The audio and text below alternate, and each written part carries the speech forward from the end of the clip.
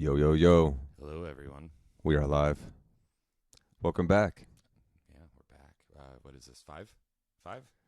This is episode 5 Yeah, of John five. Vervaeke's Awakening from the Meaning Crisis. Five is a wonderful number. It's the only number that exists as itself in the Fibonacci sequence. One, Oh, two, wow. three, five.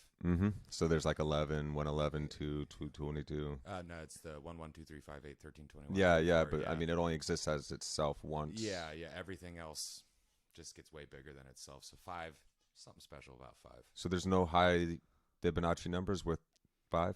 No, because you get to over a quadrillion once you get to like the 73rd number. So, Oh my gosh. yeah, the Fibonacci sequence That gets just huge. tripped quick. me out. Yeah, five, man. Fifth 5. episode. Welcome. Wasn't there a movie named 5 yet? That hasn't happened. I think that was a Jim Carrey movie. There's 500. Well, I think Jim. Or that's Carrey, 300. I think Jim Carrey had a movie where it's five, where he's like a crazy guy obsessed No, with five. but that was like 23 or something like which that. is a five actually, because 2 plus 3. But anyway. Oh, geez. Oh, no. There it is. I hope that 23 is wrong now. I mean, unlucky and unlucky numbers like the 13th. That was unlucky for the Knight Templars. Yeah, well, I'm sure there's a lot of things that were unlucky for the Knights Templar. It ended up that way. There ain't no Templars rolling around anymore. I don't know, It'd be interesting to see. 13 seems to work pretty good for me. Yeah, I'm down. I like all the numbers. They're useful for for different things. You don't want to be using 2s where you need 9s. Now, come on. Mm-hmm. All right. Yeah, I was just telling you about this movie Cosmos that I watched last night, and there was something that had to do with numbers that was on my mind, and it just escaped me entirely because now I started thinking about the movie. The movie was pretty good. It's on Amazon Prime. It's about these like 3 amateur astrologers that go out and they're like playing around with their high-end telescope and listening equipment, looking at the stars, and they actually come into contact with something. And it's actually a really heartwarming story. Oh yeah, so yeah, the international communication across the cosmos would be math, would be numbers, because they communicate in binary. Well, we sent out a message in binary a long time ago from a telescope, and it was like our genetic configuration. Yeah, and let's like, hope that the aliens like a are bunch friendly. You have to figure out the puzzle though, and put it in the correct number of rows, the zeros and ones, to even get the picture to come up, and then see what it's talking about. Like saying we're a carbon-based species. This is like DNA, and this is what we're shaped like. And I think the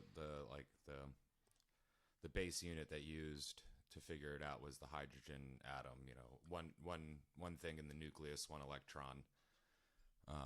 I forgot to go live on Facebook. Oh, let's go live on Facebook. Hello, Facebook people. Sorry. Live video is starting. Boom. Okay, now we're live. Now we're live on Facebook as well. I was only halfway. If you were watching on Twitch or YouTube, you actually caught that first 5 minutes. I'm freaking you out about 5, man. I'm 23, man. Oh, no. That probably was about 5 minutes, too. I'm going to look and see. Numerology phase, and I still when I edit this haven't video, gotten we'll over it. find out. What was that now? Oh, I've had my numerology phase, but I've never really gotten over it. Numbers are funny like that. They just... Kabbalah is good for that, apparently. The mystic side of Judaism. Mm-hmm. It's all geometry and numbers, and really cool. Yeah, fun. Math magic. You got an analytical mind. That's one way in. Yeah, there's the mystical side of Kabbalah of Judaism. It's beautiful. It has this one concept of the vessel, and so the law of bestowal and the law of reception. Mm-hmm. And we are like receiving this creation. We're experiencing it, and God would be this law of bestowal, and it's bestowing it to us. And the way to kind of complete the circuit is so we receive this creation with gratitude, with love, with thanks, and we actually are experiencing that originally through each one of our living bodies. And so we return that individual experience back unto source. Like back, you give that feeling of gratitude and the experience with the experience, like this original experience. I'm enjoying this beautiful moment and experience this, give it back consciously to God in thanks, like I've heard in relation I've to heard what it it's explained doing. like this is like, how do you give a gift to the ultimate gift giver by receiving that giver's consciously gift. receiving the gift. Yeah. And there, we're supposed to forget, and then we remember that we're part of this great interconnected mystery that retains its mystery. Yep. So if somebody gives you a gift, that's where that like moral burden comes from of like, well, I don't want to like let them know that I'm just going to, return it or whatever. Cause, that's where that comes from is the giving the gift to the greatest gift giver is receiving the gift. Receiving humbly it fully and humbly and of it. and it's sharing that thanks in a way that it can be felt by the giver. Mm-hmm. Yeah. And that's part of like... So that's an honest, authentic reaction. The only way that can come out is if you're being honest. Yeah, and in I guess past episodes have talked about that, like man furthering God, furthering man, furthering God relationship. It's the same thing. It's the giving of gifts back, and the giving and receiving of gifts has that same cyclical function. Yes. As well. Yeah, this reciprocal relationship. Well, and that's the as above, so below principle. There was a term for everything that Vervaeke gave us. Yeah, was it reciprocal knowing? It's like how we know existence. I'm not sure the exact word that he used. Yeah. Well, I got the concept. Just the vocab is, in this moment. It's been a wild few weeks, so I haven't been keeping up on the vocabulary. But the concept's there, I got to go back into my other notebook, where I have all my terms. Well, I guess episode 10, maybe we should do like us revisit a synopsis on everything. Yes, like, yes. Just bring everything back to like this, and this. There's this word, this word, this word, this word, this word. Catch up on all the vocab. Yeah, good idea. Because the words and are people just have put whole lists out as well, and some really good notes out there on the web that you can find that summarize these episodes. Yes. And apparently there's a good Discord up for John Vervaeke, so check it out. Indeed. So here it is, the series, John Vervaeke's Awakening from the Meaning Crisis. Where's that beautiful image? Boom. Look it up if you've never seen this. But you can drop right in on this episode. I don't think that would be too bad. But the series itself is fascinating, and it's so informative. It helps us understand where we are, how we got here, how we may actually help usher in an awakening from the meaning crisis that our world is in. And potentially why to do it. Why are we going through this? It's very important to understand how. Why to help usher us out of this crisis? Yeah. It's like, because like the more I learn about those who have walked this path before, and you learn, their motives, like Socrates and the sophists. We can relate to those motives because we don't like having power being just within a certain group of people. In this case, the landowning males that were citizens. We don't like that. That's something that we can hold on to. So it's like, okay, well, right. Yeah, actually that's great motives, and I don't like that either. And I don't like the fact that like knowledge, I guess one of the main reasons why I didn't go to college is because I felt it was like a place that, did the whole be in our club, hoard the knowledge in just only little areas. And then, well, I grew up and I realized it's just adult daycare at this point for the most part. Sorry, John. I know you're probably nothing, great, but nothing is our images of it either, though, because it really is dependent on the professor, the school, and the student also. And the student, yeah. Well, the cyclical learning thing, and the whole idea of continuing our education, I think, is important. Well, that's what we're doing here.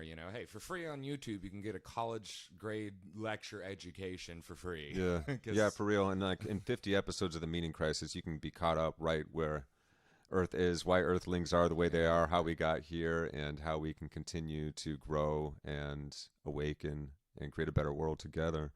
But we are the stewards now, Those of us that are the adults now or are coming into adulthood, our highest responsibility as a global community, all knowing each other now, all interconnecting at high speed and high definition. Damn near real time, man. Damn near real time, yeah, across the world, all over.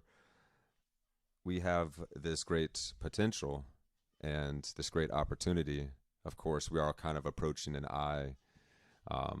It's like there's a funnel that the cosmos has built in to protect itself from life getting off of its home planet too easily because you don't want it messing things up. You need to make it an ultimate test because, nature on Earth It's just a is fun pretty story to harsh tell. and wants you But dead. Space doesn't care that you're going to die, and it does nothing to help you out. So space yeah, is well, the yeah, ultimate. Like, it does feel like it. It's like the highest level of graduation for a species. sure. You're most likely not going to do too well unless you learn to be symbiotic with each other, with your fellows, and with the planet. Well, and the fact that it takes so long to get anywhere, you really have to think about time as a much. You'll have to think Totally different way of generationally relating with opposed reality. to Yeah, decadely. right. Know?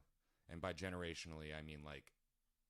Well, that's the way we used to 60-year think. generations, not Yeah. 15. We used to really be planning ahead for the next generations, Yeah, the and concept we've. of, I think we just lost track. Yeah. Well, the 7 generations concept that Native Americans, I think, Sure, it's right. Lakota, but like they're after 7 generations, well, you have to prepare for 7 generations, but also the prophecy of after 7 generations, the white man will come back and embrace the principles of. And I'm probably getting this really wrong. I think that's the Hopi prophecy. Yeah. So, but there's a lot of hey, 7 generations. If you think about not just your kids, your grandkids, or your great great grandkids, and I don't mean like dynastically. Don't go that, but like like think about who's going to be here 7 generations in the future, and even if you only succeed in. Yeah, what can we do? How can we find the points of agreement, the things we can't agree on that need fixing? Say plastic in the oceans, microplastics in everyone's bodies at this point. Oh, what are we going to do with all the crap that we build up for ourselves? And I don't want to like throw it away or incinerate it because it's useful crap, or what are we going to do with these regenerating topsoil? Trying to save the Amazon, maybe. Well, even like really, we got to go into ourselves. What are we going to do with our baser animal mammalian instincts? That's where it must begin. For surviving, but not necessarily useful for creating long-lasting civilizations that could hit the 10,000-year mark. That's right. I at a friend's birthday party, we're all drunk at the end of the night chatting. They started getting down on humans, and I'm human positive. And I was like, look, I want to make us. I want to make us so successful that we're the fuel source for a civilization billions of years in the future. Like we're going to be that much fossil record, right. like compressed down into oil. Yeah. I want to be that. I like the direction that we're going as humans, even though we're in a very disruptive time. Years, not thousands. I would too. Yeah, I think that we do get better and better and better. We become increasingly multicultural. We're so intermixed. We've been intermixing for so long. It's like before we were even Homo sapiens, we were intermixing with like 13 other hominids. Oh yeah. Everybody has to become what we are. There's a significant portion of the population that has Neanderthal, but as well as Denisovian DNA. Right. Yeah, dude. Yeah, that's wild. And they just recently discovered the Denisovans or Denisovians. Yeah. Right. Well. It's in the 2000s, I think. Yeah, recently, but very recently, though, in terms of archaeology and discovering, sure, our time past. Keeps slipping into the future, man. And I'm just like, oh wait, wow. that was 15 years ago, 10 years ago. Yeah, oh, crap. Yeah, and I think that is, very much John Vervaeke here in this series is referring to this sense of the ground is moving so fast beneath our feet. How do you feel stabilized in a world like this where so much is changing? It's no wonder that there is so much division and fragmentation going on. It's because we have amassed so much power as a species, yet we have neglected the capacities such as wisdom, the wisdom of love, the wisdom that love has given us, basically, to be much more deeply considerate, multi-perspectival in our approach to reality and one another. All the great mystics speak of this interconnected oneness that is the basis of all awareness. And it's like what we are before our senses of self, our personalities, our personages, cast images that we have to act and be through. Before that, there is just this awareness. And that all appears within our awareness, meaning that we are malleable and we can grow and we can watch ourselves and we can feel the sense of oneness that we have with everything around us, because we really are grown out of this earth and grown by this sun. And we are a constituent of these elements. Like, how much of our DNA is in common with the tree? It's like over 60%. Yeah, most of it. Like, we're really, yeah. And well, all and we're trading atoms all the time with everything around us. We're made of what we eat, which is this earth. Well, 100% of the chemicals that make up the DNA of the tree is 100% of the same chemicals that make up their DNA too. So yeah, So much of the anxiety and depression that we're feeling right now is very much humanity's depression, right? It's the stomach ache when you've It's the sense of neglected. the stream is drying out in the village, and you're starting to see it, and you're trying to tell the other ones, okay, we got to move on to somewhere else or figure something out because we're going to run out of water soon. I saw it last season; it was lower than the season before, and this has happened for the last 5 years. So but then there will always be those who will say, well, but if we just, hold out to that good rain, we'll get the good times again, which that's true. is a good foil for it, though, because you don't want to. And both might be right. Yeah, you don't want to jump ship too fast, but also you don't want to sit around on the ship while it sinks. So in the case of the rain, it's like you got to have a point where you have to go and start finding water in other places. I would trust the guy who religiously went on top of the hill and took a big. It's probably how tribes divided in times in the past, and then the one tribe, if it was feeling loving towards its old members that stayed behind, it would start bringing water to them if it found water, or if they had a good rain, maybe they'll go and discover their friends and be like, "Wait, the water's back." Yeah, and that would happen. We might be gone apart from each other for decades, and then we meet again. Sometimes one day, sometimes generations. Yes, but we remember these stories of our interactions. And so we developed larger unions, and we grew to the point of civilization. Here we are. So how do we learn to manage this world today? We're feeling a sense of being destabilized. We're feeling increased anxiety in our world. We're feeling increased meaninglessness, hopelessness, all of these things. Nihilism is becoming more pervasive. And at the same time, there's this other movement that Vervaeke speaks of. It's like a yin to the yang.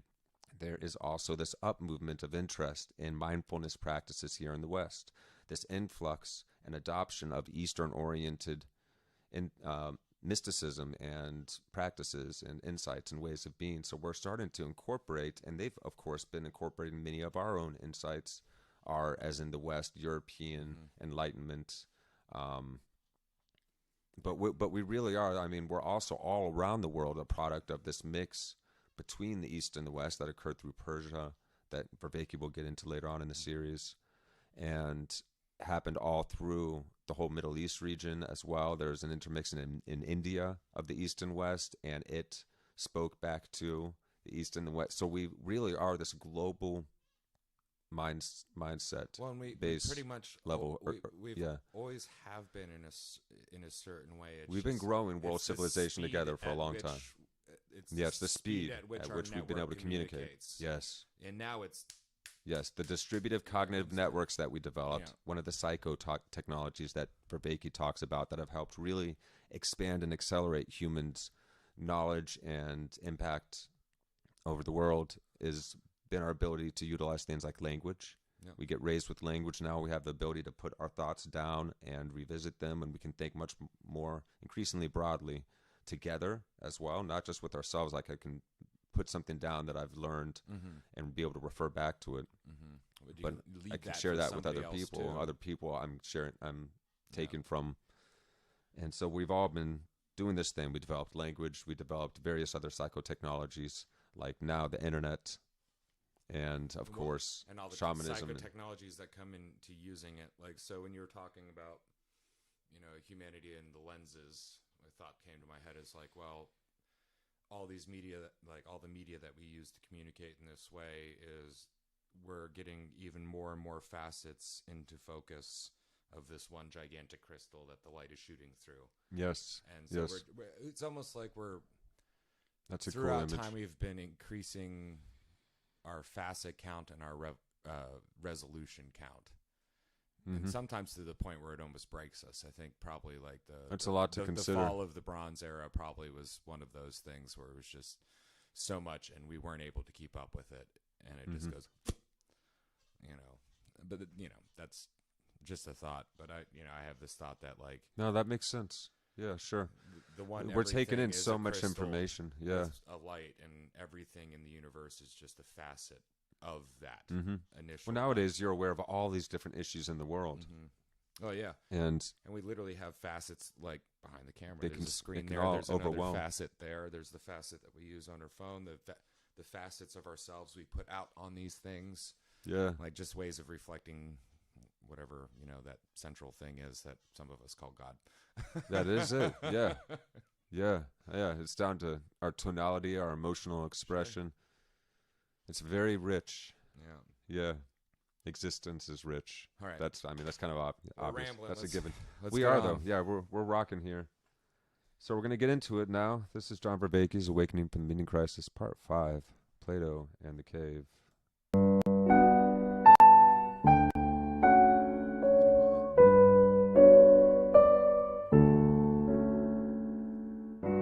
Welcome to the 5th episode of Awakening from the Meaning Crisis. Last time we talked about how the Axial Revolution came into Greece. We first reviewed Pythagoras, and then we concentrated especially on the figure of Socrates and the Socratic Revolution. And we saw again how issues of meaning, wisdom, self-transcendence are so tightly bound up together. We took a look at Socrates, and we took a look at how he has a particular conception of wisdom in which what we find salient or relevant is closely coupled to what we find true or real. And those two things, those two concerns, what is transformative of us and what is true of the world, are meant to be held together. And this was pivotal in Socrates' method of trying to get people to realize how much all of us are so prone to having those two come uncoupled from each other, and we become subject to bullshit and to self-deception. And that a life that is beset by self-destructive behavior is not a life that's worth living. That a way to afford human flourishing is by developing the skills, the wisdom, to keep those two tightly coupled together. And Socrates was so convinced of how important this was, in fact, to making a life meaningful, that he was prepared to die for it. And as I mentioned, there was somebody who was a follower of him, who was at his trial, not present at his death, but was deeply traumatized and affected by his death. And this is, of course, Plato. Now, if Socrates was controversial, Plato is beyond even that statement. Every year there are hundreds of books written about Plato. This is why Plato is one of the foundations, not only because of his ideas, but as we'll see, there's an inexhaustibleness to Plato and his writing. We can come back to Plato. As a culture, we come back at different times and see things we did not see before that are transformative. And as individuals, myself personally, you can come back to Plato at different times of your life, and Plato speaks to you in ways he did not speak before. I want you to remember that, because I'm going to try and suggest to you that that is a better model for what we mean by something being sacred than it being filled with some kind of supernatural presence. That what makes something sacred is that it's an inexhaustible fount of insight and intelligibility that's transformative of us. And that's certainly the way many people in the ancient world read Plato. They were deeply affected by him. I would go so far as to say that Platonism, or Neoplatonism, as Vervaeke and others argue, is sort of the bedrock of Western spirituality. And we'll come back to that. Now, Plato was traumatized by the death of Socrates. It was deeply, I think, disturbing to him. Why I think that is because he keeps coming back to it and trying and understand. He wanted to understand, how is it that the city he loved, the city he belonged to, Athens, could have killed this man that he admired and loved so deeply? How is it that his beloved Athens killed his beloved Socrates? Right? So, whereas Socrates had this sort of dilemma given to him by the gods, Plato has this dilemma given to him by the death of Socrates. Plato wanted to understand how people could be so foolish. And so what he's going to do is he's going to take that two worlds mythology that we talked about, the lower, less real world, and remember, it's mythological. It's not meant to be literally two worlds. But he's going to take that two worlds mythology and he's going to do something with it very different than what the Hebrews did. Remember, the Hebrews turned it into, this is where things are fallen now, but we're moving towards a future. We're progressing towards a future. So they give a historical answer to how we move from the world of illusion to the world of reality. Plato is not going to give a historical answer. He's going to give a scientific answer. because Plato is deeply influenced by the natural philosophers that we talked about last time. And what Plato is in fact going to do is he's going to create the first psychological theory in history. With Plato, you can really see the beginning not just of science, but the beginning of cognitive science. Psychology as a discipline begins in a very important sense. And I don't mean this trivially, like, oh yeah, it started with that. Plato's psychology is still currently relevant right now in important ways, which we'll talk about. So let's get into that, because this is again going to take us into these interconnected issues of meaning, wisdom, self-transcendence, altered states of consciousness, etc.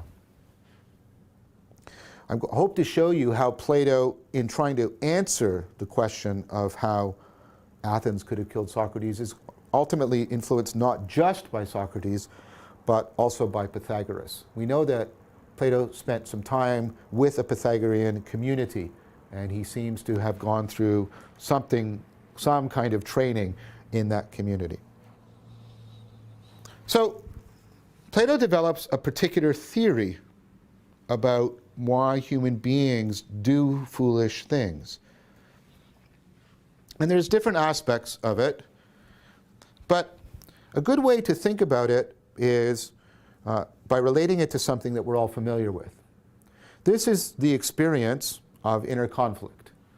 Inner conflict is when you have two strong motives that seem to be working against each other. And you can see how this is immediately going to be relevant to existential meaning, to meaning in life, because very often we feel most distraught, most anxious, or the most sense of being stuck when we have such inner conflict, when we're divided against ourselves in an important way.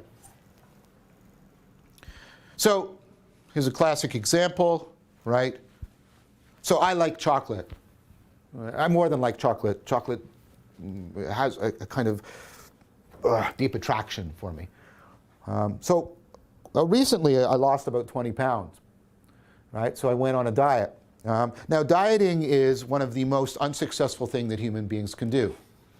The recidivism rate is 95%. Recidivism means that within a year, 95% of people who are on a diet are back to their pre-diet weight.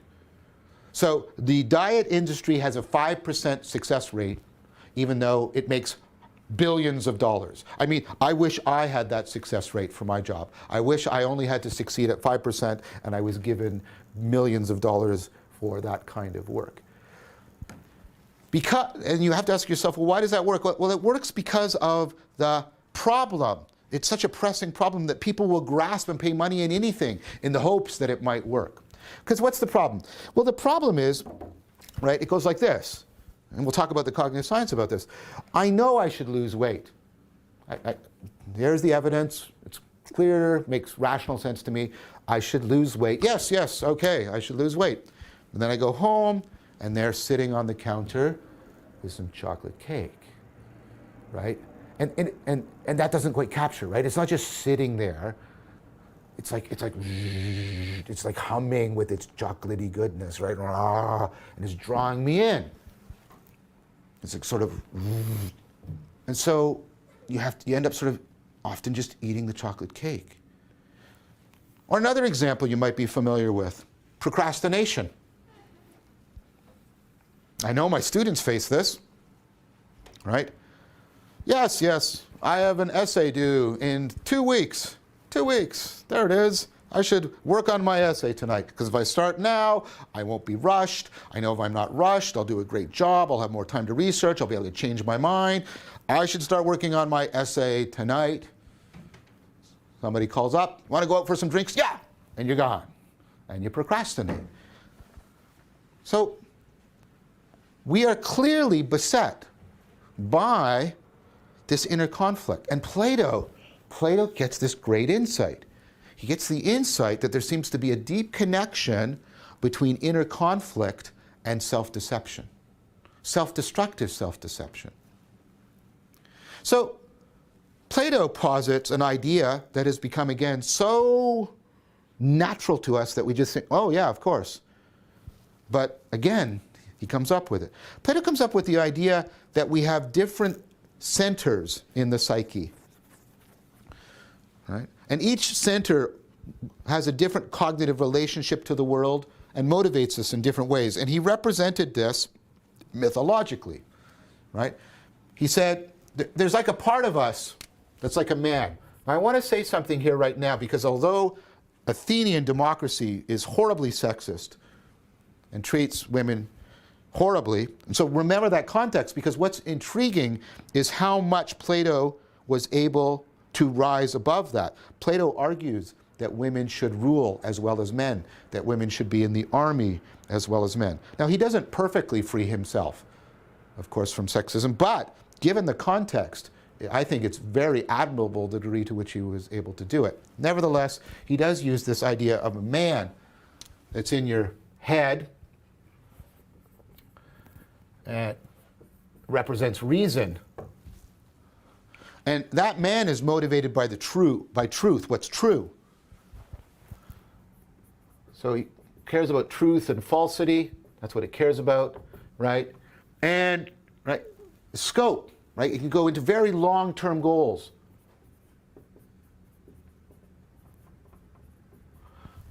And it can deal with very abstract entities, like your health or an essay, right? Very abstract entities. So this is, health. And I should lose weight. It's going to take me several months. And I should do that because it's true that if I lose weight, my health will improve. So why don't I just do it? Well, because opposed to it, there's a monster,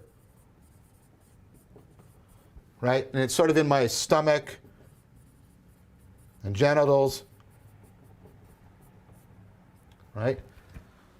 And it represents appetite.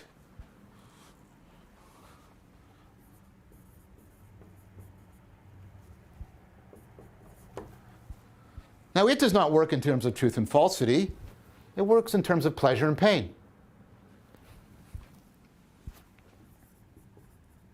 Very different set of norms. Now, there's nothing wrong with operating in terms of pleasure and pain. If you don't have a capacity to work in terms of pleasure and pain, you're dead. So Plato doesn't think the appetites are evil.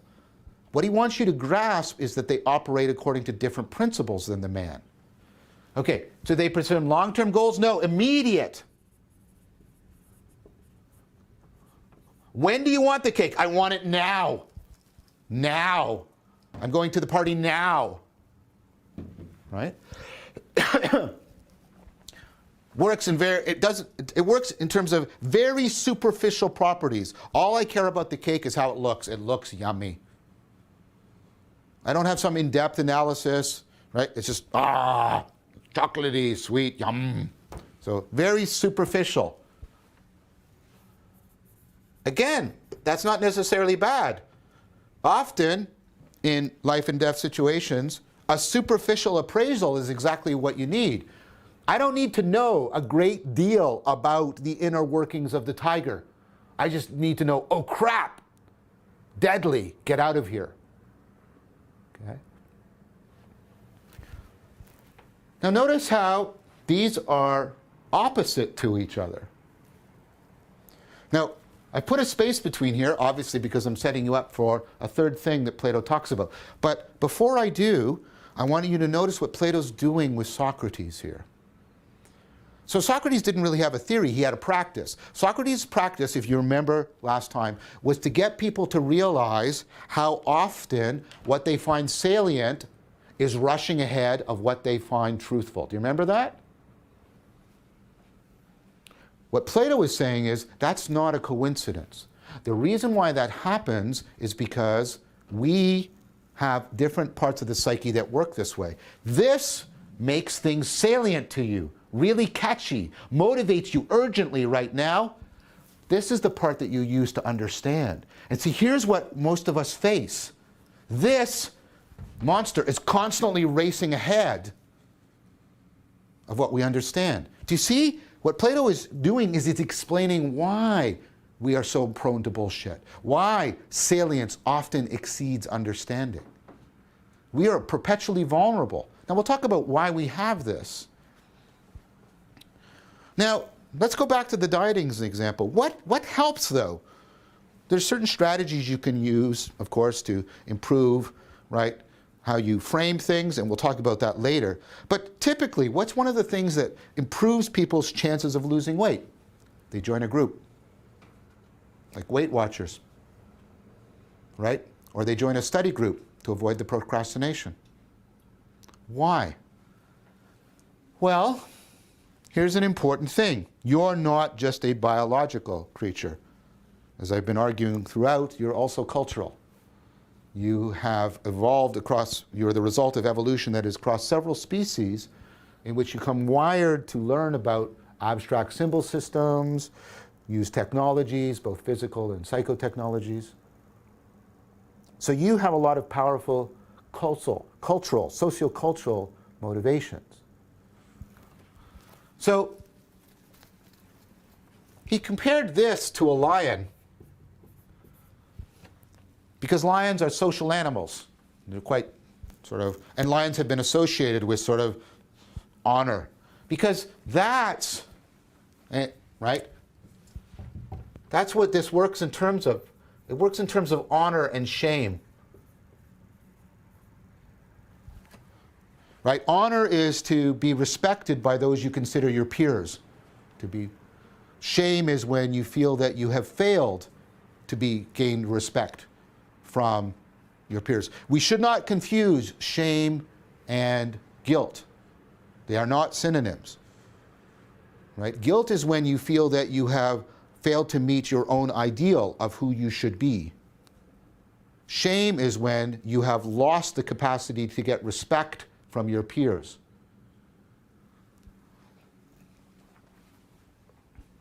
Now, what's interesting is that, and this is Plato's point, this part of us can pursue sort of intermediate scope. Because we're cooperating with other people, it doesn't operate just short term, but it doesn't quite operate abstract theoretical. It works within the sociocultural domain. So it can pursue sort of mid-term goals. Not just immediate goals, but not sort of abstract symbolic goals, but socially agreed upon shared goals. And it works on sort of the cultural aspects of things, not their abstract meaning or their superficial meaning, but their cultural, their shared meaning, the way we can share it with other people. Notice how much you want to share with other people your experience. So I've been saying this for years, and I still see people doing it, even people that I've taught it to. People will reliably do this. They'll be eating something. They'll trying it for the first time, and they'll go, "Oh, this tastes horrible. Have some." They'll give it to somebody else, because you want to have that, in addition to whatever immediate response you're having, you want there to be a shared cultural meaning to what's happening in your experience. And there's good reason for that, because, as I've been arguing throughout, your connection to distributed cognition is one of the most powerful ways you increase your cognitive power over the world. Now,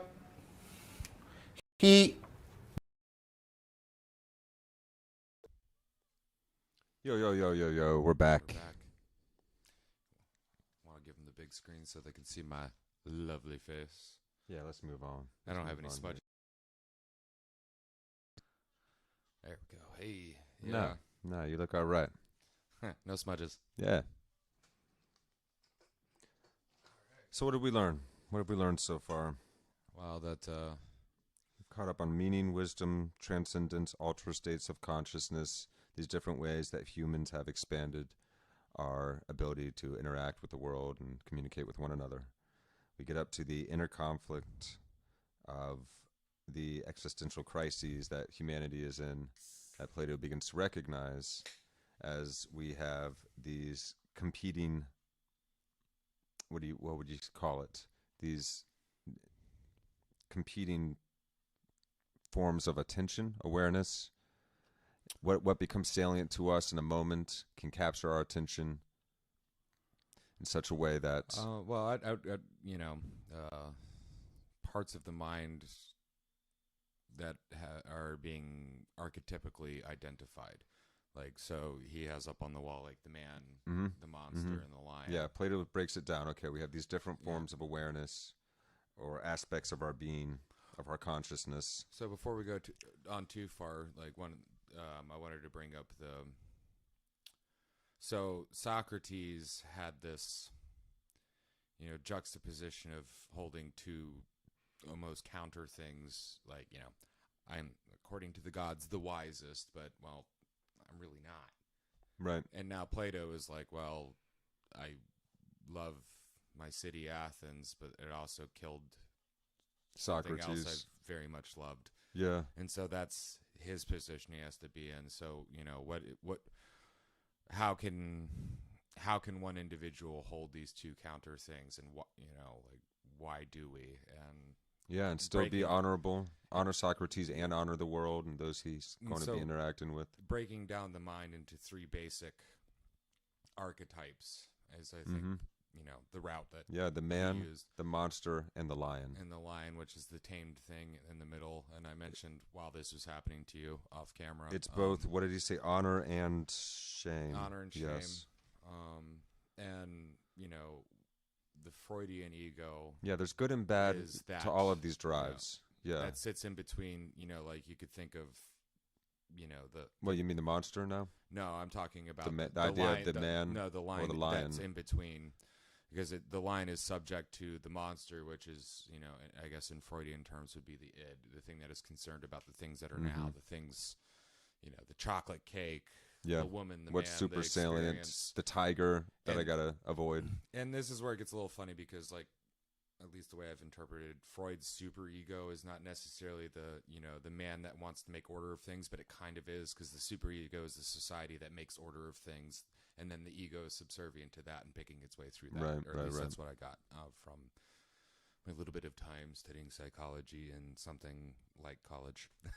Yeah, right. But so the way I'm breaking down, the way you put this is, we'll get into Freud and Jung too later in the series. Yeah, and it gets a little fuzzy. Everybody throughout time reiterates things and the understanding, so things get fuzzy naturally. But what he's showing us is that humanity is now reaching this point where it starts to think platonically about life. Like, you can ask somebody, so what are you doing with yourself? Where are you going in life? What's your plan?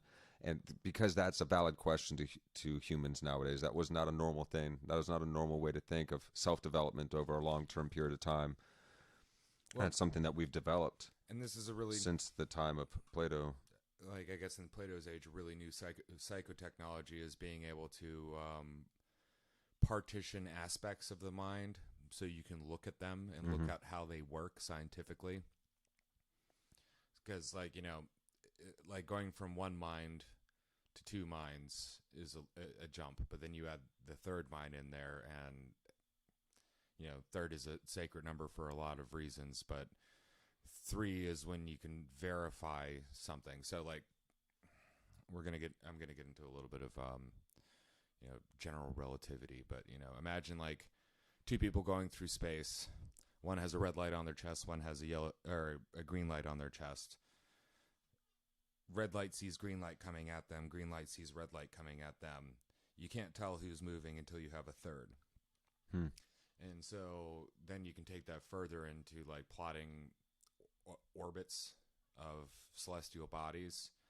And we can calculate without a shadow of a doubt two bodies and how they're going to interact with each other in every way that they can move. But once you add the third in, that's the little bit of chaos that makes it impossible to completely predict. So it's like we've gone from, like, evolutionarily speaking, thinking of ourselves as one thing and us relating to others as being the other thing. And then eventually it gets up to the point, where you get the natural philosophers into Socrates and ultimately into Plato, where you can start to fracture your own understanding and mind down into multiple pieces. So you have the man that is thinking about the future and what you need then, the planning, the knowing to can your tomatoes instead of just eating them off the vine. The monster just wants to eat it all. And the lion in between is the one that's, like, listening to the society, listening to the man, listening to the monster, and using shame versus what would be the opposite of shame? You know, people celebrating, you know, Honor. honor versus shame. Which that has a really human component, which is respect and people listening to you. Yeah. Because, you know, I don't really think any other animals really like care that, you know, like say like the wolf. You know, the wolf doesn't really care. The other ones aren't necessarily listening to him. He just cares like, I want you to do this and you need to do this. If they're, I think among some of the more intelligent mammals, they recognize like honorable leadership, like that. The sapiens, like definitely to. like, you know, you could see that in chimp culture and bonobo culture as well, and how they set up Dolphins, their hierarchies. probably elephants. They probably just don't have thumbs and arms, so communication's a little weird. And there's probably many people before, for certain, there's many people before Plato that was realizing the ways that humans operate and how you can gain control and mastery and awareness of that part of yourself that recognizes super salient things in the environment connected to our sense of survival, but not let them entirely rule us throughout our lives when we're trying to be able to make long-term plans and become more honorable. Because honor, we find, is the best way to interact with our fellows. It's the most conducive to peaceful and long-term and maxing out creative. Honor's better than currency. Projects. And it's how you pull people together. It's how you lead. It's how you share and understand one another with trust. And so, that's a powerful thing to be able to develop. So we got the super salience of the chocolate cake. We got into the idea of procrastination. We're beset by inner conflict. And so Plato sees this inner conflict as self-destructive and self-deceptive. And we recognized how Plato rose above the sexism of his time. He saw past that. Was not a perfect person by No, our but we were already starting to develop better ways of of being, but we weren't all the way there yet. We're still, to this day, of course, all the way there. Well, and sure, we won't I'm sure be in 1,000 for a years long they're going to time. look back at us and just be like, what were you thinking? We are already here, and we are already these creatures that are best developed by becoming more honorable in life. Well, so that's really interesting to learn about, because that makes sense. I mean, that's long-term survival. That's evolution working itself out and finding ourselves becoming increasingly sociable, increasingly team-oriented, like ants. We build together. Well, and the team too. Like, you know, he mentioned like, you know, like to prevent procrastinating, you get a study team. Yeah. Got, like, so the diet, like a diet thing, you got the like study, Weight Watchers, you get into a group, but you have other people that help you. Yes. So going back to older psychotechnologies, going back to like a fellowship, distributive cognitive network that can help support you. Sure. Yeah. And also one that can shame you when you're like, hey man, like hold you accountable. I saw you eating them ice creams, right. You know. Like, yeah. But you're also seeing other people improve themselves. Sure. You want them to and improve themselves, and then that you realize, wait, I should care about myself too. I really do want to improve myself too. I want them to improve. I want to be like that. I see them improving and getting healthier, or whatever it is. Yeah. So we are constantly distracted by the monster. Sometimes it's for legitimate reasons. There's a tiger. You got to be able to run. You know, but sometimes it's, you know, it's just appetite. It's like he said, it's attached to the stomach, to the guts, to the genitals. Without pleasure and pain but oriented. You'd starve to death and you wouldn't keeps procreate. you alive, but it works off superficial ideas. It's very abstract. Or no, it's not the abstract one. I'm sorry. That's the.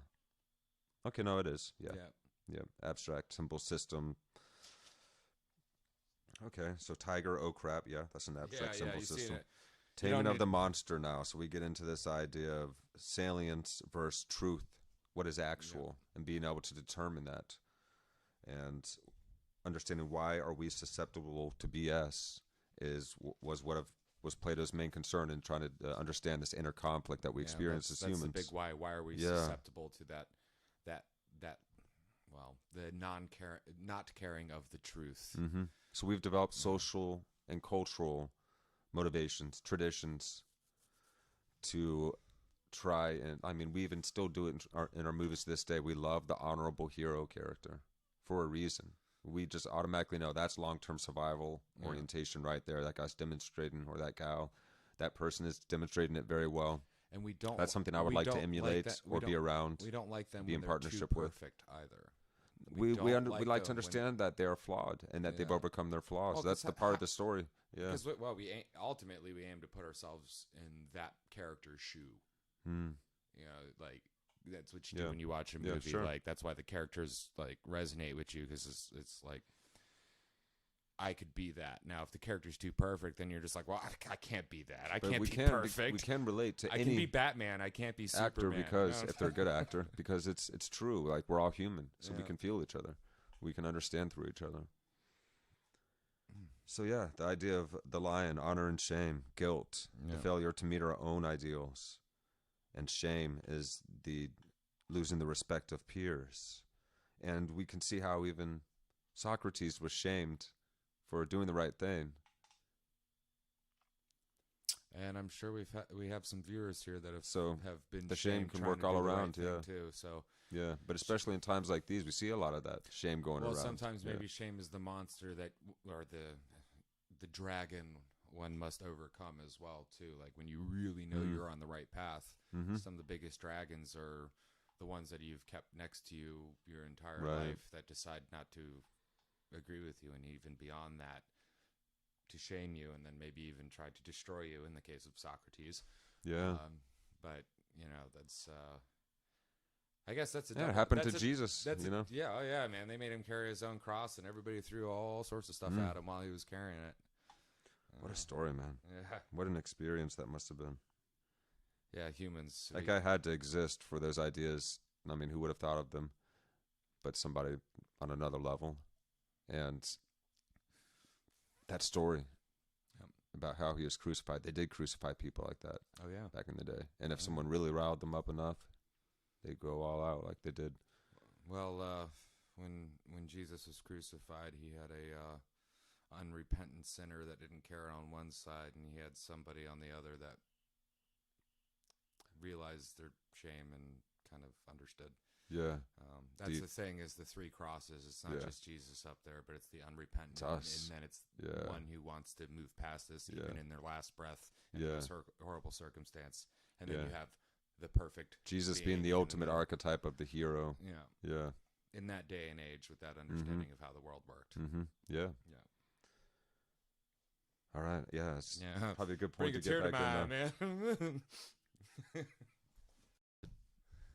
We'll have to do this sometime to watch and comment as we go a little bit on some parts. Yeah. Maybe when we do like a rewatch series or we do a highlight series or something like that. Maybe You take got some to be able time to to use this channel. cut for good something. bits out of some of these videos and string them together and talk about specific ones specifically. Yeah. There's a lot of specific parts. There's He's so throwing much. a lot of yeah. information at us. It's. I encourage you to go home, talk with your friends about this, do the same exact thing. Yeah. Watch the series. Yeah. You know, go into your little options. Right here. Let me show you.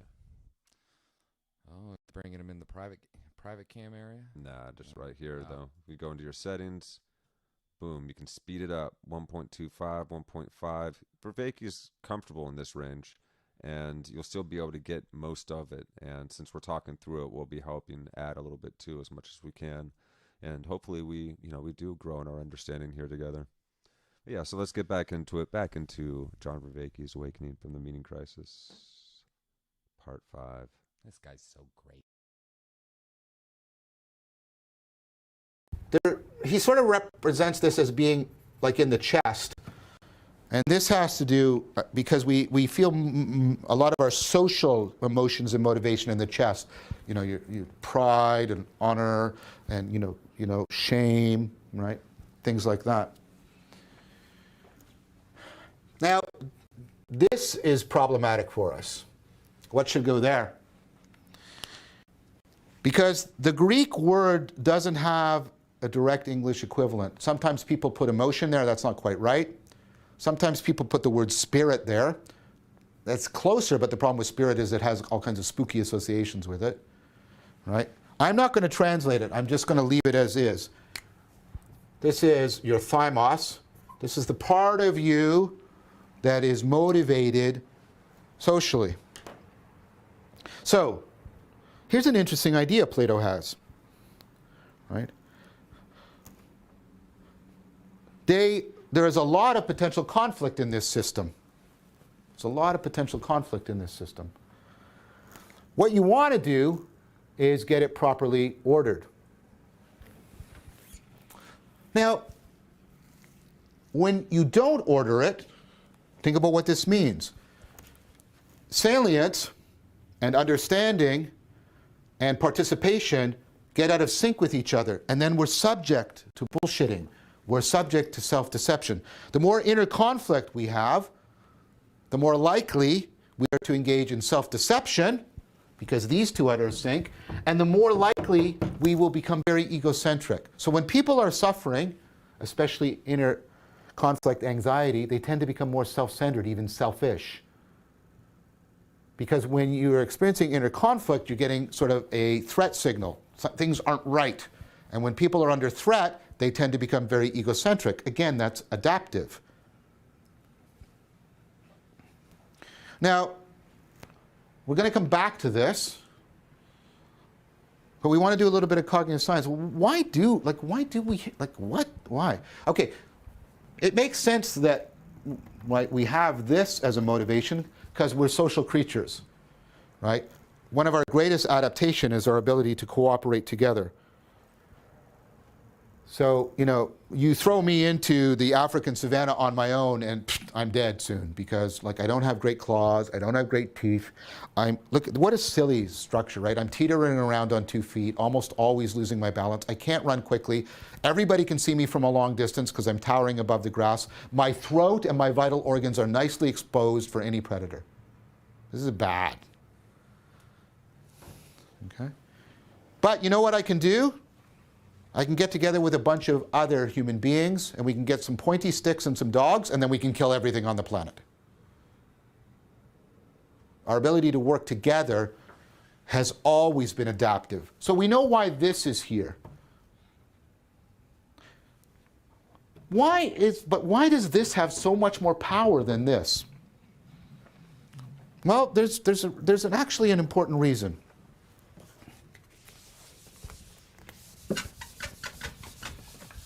And this has to do with some work started by Ainsley and others on what's called hyperbolic discounting or temporal discounting. And what Ainsley and other people found is this pattern of behavior exists across species. It's not just something that human beings engage in. You can find it across species. It's even more universal than something like flow. It's not just universal amongst human beings. It's universal across many species. So this is a deeply adaptive mechanism. What does this mechanism look like? Okay, so this is called discounting. And this is a little bit confusing. Discounting is how much you are reducing the salience of a stimulus. The more you discount, the less salient something is, the less it stands out for you, the less it grabs your attention. This axis is time in a tense sense. This is the present, and this is the future. So what I'm showing you is what's happening to discounting, which means how much a stimulus is losing its salience. And this is what it looks like. This is what the curve looks like. Okay? So a present stimulus has a large degree of salience to it. Remember the monster? Something that's in the future, especially as it gets into the far future, much less salience to it. That's why the monster can override the man.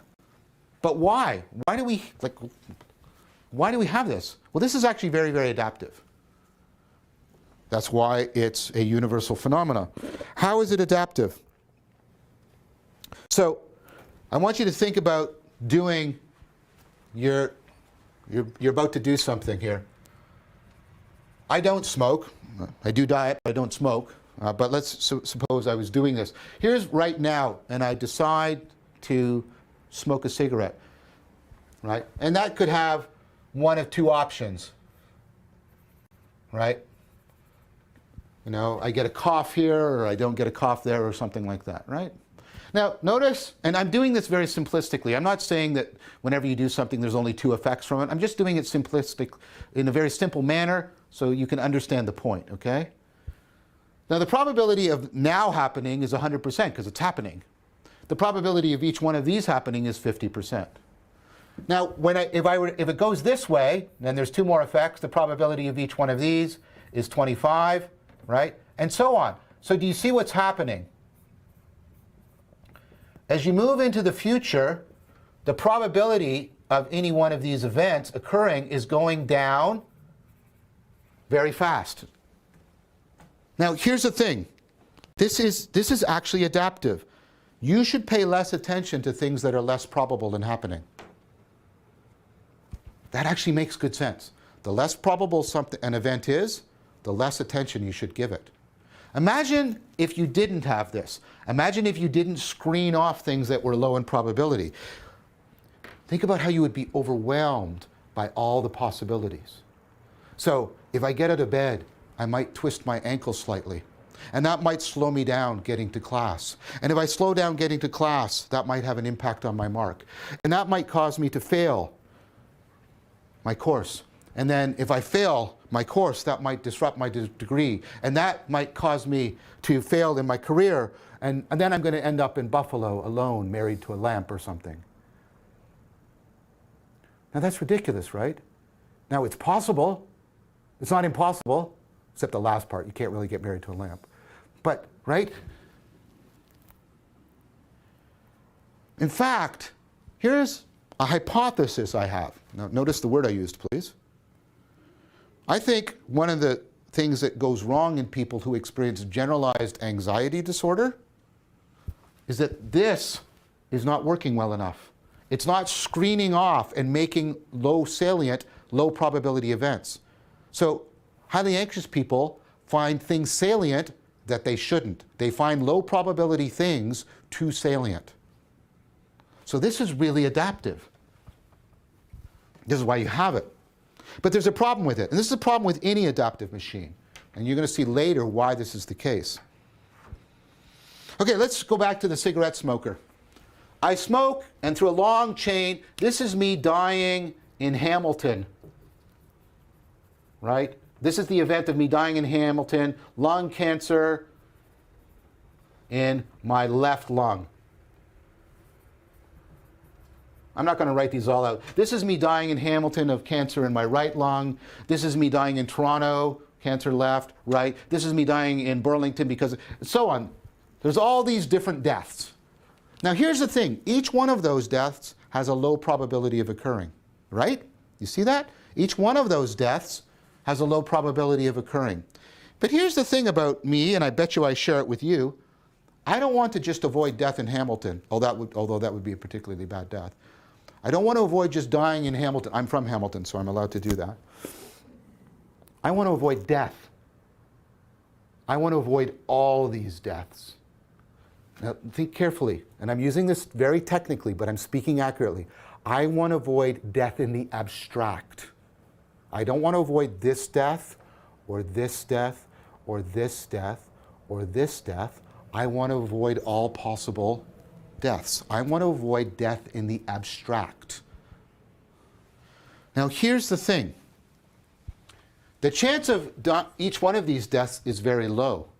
But if you pool them together, the chance that cigarette smoking will lead to a premature death is very, very high. Okay, so what does that mean for me? The hyperbolic discounting blinds me to this because it's not very probable. Blinds me to this because it's not very probable. Blinds me to each one of these because each individually they're not very probable. But in blinding me to each, you know what it blinds me to? What they share in common. It blinds me to what they all have in common. And what they all have in common is a premature death. By blinding me to what they have in common, what they abstractly share, this adaptive machine actually has me take another puff on the cigarette and sets me on the course towards cancer or emphysema. Do you see? Now, please remember this. This is going to be a theme we're going to be coming back to again and again and again. I mentioned it before when I talked about flow. The very machinery that makes you adaptive is the machinery that makes you prey to self-deceptive, self-destructive behavior. All right, we're back. Damn for all the cigarette smokers feeling guilty over here. Whew, But not yeah, really. yeah. I mean, this hits personally. It's probably hitting every single person watching. If you've gotten to this point with us, now you see why he's breaking this down the way he is. Wow, are we good at fooling ourselves individually and as societies? You can see why civilization's falling apart because we've all tuned off. We're just like, yeah, I don't want to involve myself in the functioning of this anymore. It's too out of control. It's too crazy a fray in there. I don't want to get in the middle of it. Yet it's something that we should be super salient to right now, as civilization does seem to be disintegrating all around the world into who knows where it's going to go unless we take control. Well, the mechanism that, and I don't, so what Vervaeke's talking about here, I don't think these are psychotechnologies. I think they are the baser, Yeah, right now we're talking like about mammalian instinct that our allows you base to motivations, prioritize how we where you're prioritize going, our yeah. awareness, our So perception. this is deeper than what we've created for ourselves. This is, like the core hardware. Yes, Or the that we've initial developed OS. social Yeah. systems and Well, to help psychotechnologies deal with- around dealing with. Yes. Yeah, because like what he's saying here with that, we'll call it the why is the man mode less effective or less powerful than the monster mode is. Yeah, 'cause the monster is stronger, he says. the man mode allows us to differentiate between okay, well, the possibility, Long-term the goals. possibility of me going up in an airplane and then dying on that airplane Reason. is very low, so I'm not It going works to get with- super crazy yes. anxious about this. Yes, it works with Which is truth and falsehood more Yeah. in those terms of likelihood. It thinks long-term goals, there's health, so many- and this is the one that's most capable of abstraction. Yeah. Yes. So, but as you get further away in the future from the time that is now, Mm-hmm. the percentage of any one thing goes down dramatically. Yes. Yes. And- Any one thing, but- and so it's less and less salient to us. But what we should be concerned with is the overall abstract concept of the thing of say death in the Yeah, case of smoking yeah. cigarettes. Or, well, hey, the case of not wearing ear protection, Right. and then you go deaf. Right. Or letting the Amazon get totally bulldozed and burned down. There's a lot of avenues for it, but it's it's and like none of y'all really know me, but like if you know me, I've talked a lot about survival mechanisms and tools running us and us not running them. This is one of them tools that we've used to survive. Yeah, sure. Is the ability to be like, well, that the probability of that happening isn't much, so I'm not going to worry about it. And then if that part of us doesn't work, then we get really anxious about things we shouldn't get anxious about. We get various, anxiety disorders, derangement syndromes, or this, that, or the other. But then if you don't, I guess on the other end, if you don't pay attention, or if your brain doesn't really work on the other end where it doesn't see the grand scheme at all, then you're like, well, what is death? I'm going to go bungee jumping all the time and do a bunch of stupid stuff as well, and the monster takes over. You need a healthy balance, don't you? Yeah, it's a Stay on the edge of exploration, but to do so responsibly. And yeah. So yeah, so that's the tricky balance that we must find. So the lion's in the chest, right? yeah. The lion is in the chest. The monster is in your groin, in your belly, And then man the is up idea in of the head. abstract, long-term thinking part of ourselves, the planning part. The future planner, if Yeah. you will. We need, That functional awareness that we can actually take part in rather than just be in. yeah. So salience and perception lined up is what we want. Yeah. And, how, like, Because threat puts us into the egocentric perspective, which is for survival. As it should. It's adaptive. as it should. And our ability to get together has always been adaptive. And Plato was wrestling with, why is the monster stronger than man? And so Vervaeke is now breaking down, in modern terms, how Plato basically broke it down. And he puts up this graph, and he shows us Yeah, the hyperbolic. the amount of discounting. Salience discounting. Yes, so we have saliency this discounting. capacity to discount, Yeah, to and turn that- ourselves off from, and that's what the turn down the salience or the awareness yeah. in our consciousness of this or that thing, so that we can actually know what to do, because we would otherwise be constantly taking in all the information, all the potential considerations, and be If anything, overwhelmed. then the monsters run amok. Yeah, really. Because Well, yeah. it's like, well, that thing that may be a potential, well, then We the wouldn't be monster surviving eats as at it, long. eats at Yeah. it. It's almost like Yeah. So our ability to get together is this thing that evolved, and now it's gotten to the point of music and poetry. right. I think and I figured it out. So the monster is the thing that creates super salience within what we need now and what we really, that end. But This is why we've needed moral systems, but isn't it? we have to control it, if you will. Mm-hmm. The man on the board, forgive me for using language, but that's the language we're using. So the man on his board is something that has to remove salience so you can get through life without going crazy. But we needs to take the next step to see the salience within the overarching groups of percentages opposed to just one. It's got to be able to see the bigger picture of how things can pan out. The monster is super salient, and we need to less salientify it. And then the man aspect of it is like not as salient because it's thinking about stuff in the future that we actually like really need to start planning ahead. So this is why mindfulness practices like meditation actually help us to become more centered in our awareness, so we can notice things as they become salient. A loud noise happens while you're meditating. You notice that your mind becomes aware of it, and you return back because you know it's not dangerous. So in that way, you're gaining capacity and control over how well you can interact with the environment. And that's So this has gotten us to where we are. So we learn to avoid death in the abstract. Yeah, that's crazy. And so I want to clear up that word abstract too, because there's two ways to think out. There's two ways to think about it, and I know some people are going to think it like abstract doesn't mean confusing. Abstract means, like in this sense, the combination of all possibilities happening or not, regardless of the potential of them happening, but what they lead up to if you combine all of them. The abstract, not like abstract painting that's all weird and whatever, but abstract in the sense of. But that is what an abstract painting is. It's all the different. Well, our brains have a hard time of. It's a bunch of different things making it it bigger. Seems like chaos, but abstract in the sense of like, what's your abstract when you're writing when you're writing a paper with the brief consolidation of a bunch of different stuff. That kind of abstract opposed to confusing abstract. And we abstract everything. With our minds. We abstract each other and we develop images of one another and what a thing it is. J. Krishnamurti talked about this. What would it be like to live without an ounce of comparison? To live life without an ounce of comparison, to not compare yourself with others at all. Or one thing from another thing. What a crazy idea that he was someone that was capable of that. Or at least capable of trying. Oh, for the most part, it seemed that he was in that state of mind. Well, hell, it's pretty readily available. And I'm sure he slipped, of course, like all humans do. Well, he wasn't find perfect. If you could just he was there. Perfect moment once, you've done a really great thing.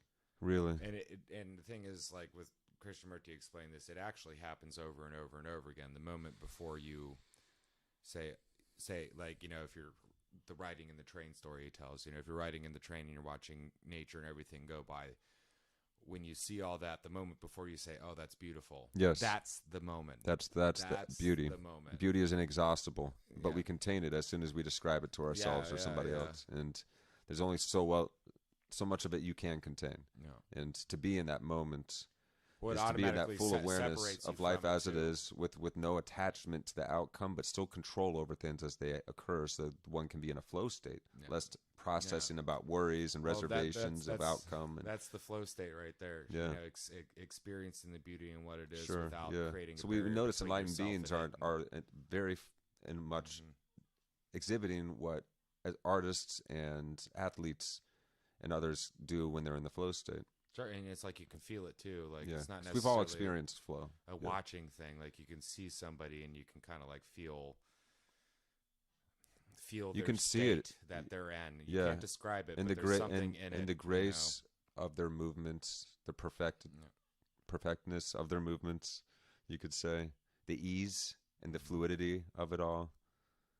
You recognize something that is transcendent, and that's the human being that just tapping into the flow of existence somehow and becoming one with the whole thing and responding perfectly as though in a dance with that moment.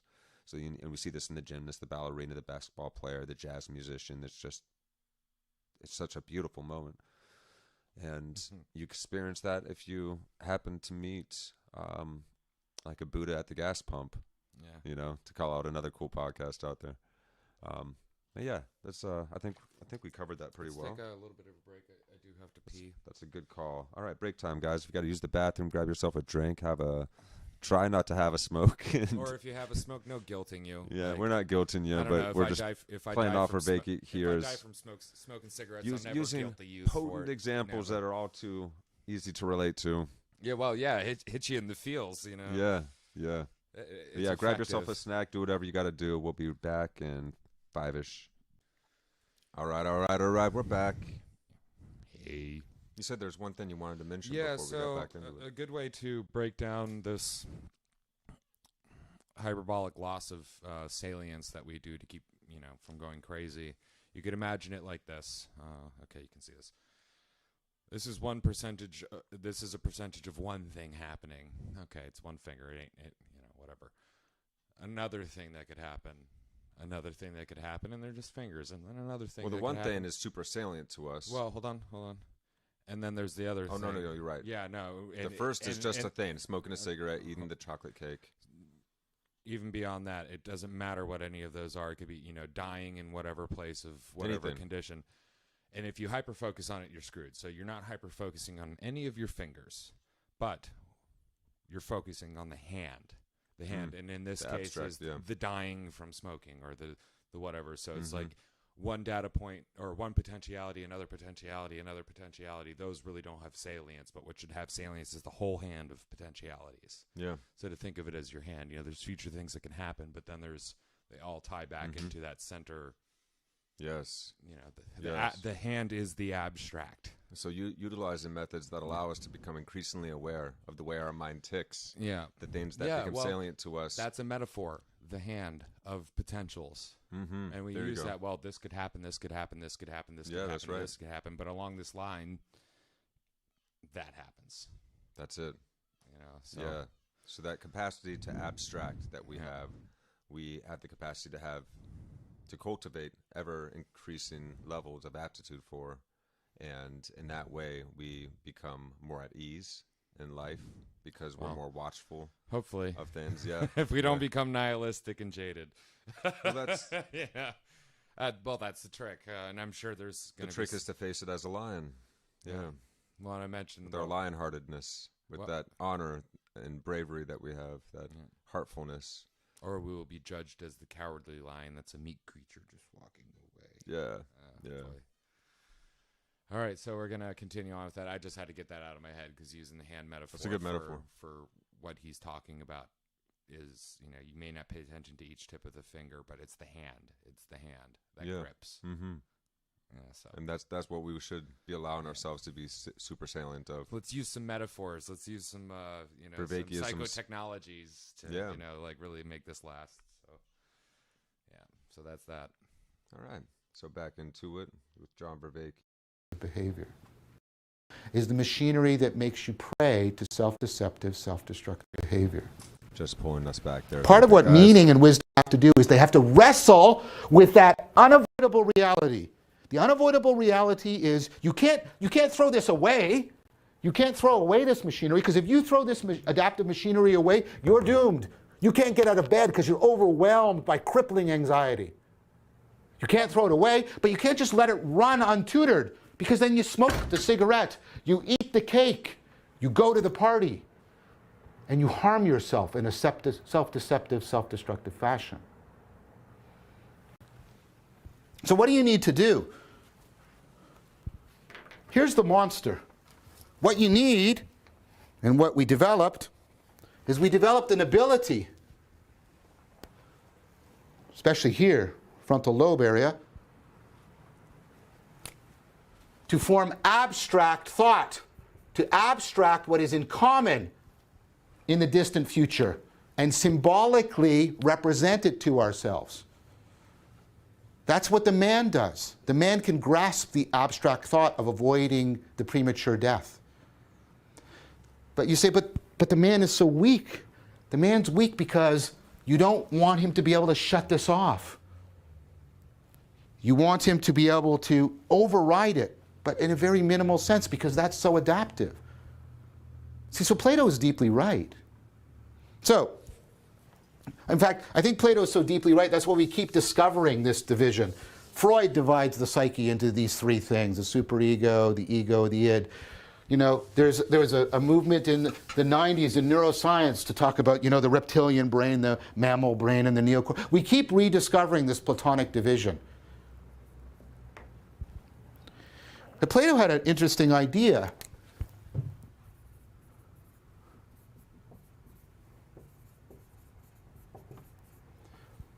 He said, you know what? The man can learn. The man is capable of grasping theory, abstract symbolic representation of the case. Now, the lion really isn't capable of theory, but what the lion can do is the lion can be trained. You can use your reason to train your lion. How do you do this? Well, this is where Socrates is so relevant, right? And this is why Plato writes dialogues, because what Socrates did was he took reason into the social arena. Socrates goes into the marketplace and dialogues with people. There's this social interaction is happening, and the social interaction is being wed to rational reflection and to inspiring people to try and overcome self-deception. And so, using a Socratic method, the man can train the lion. And then the man and the lion together can tame the monster. Not kill it, but tame it. And what you want is that teaching of the man, the training of the lion, and the taming of the monster so that something happens. You reduce as much as possible the inner conflict. So this is like, for Plato, Plato describes wisdom as an internal justice within the psyche, in which the man has been taught, the lion has been trained, and the monster has been tamed, so they can get along together as much as is possible. So this is what's known as an optimization strategy, right?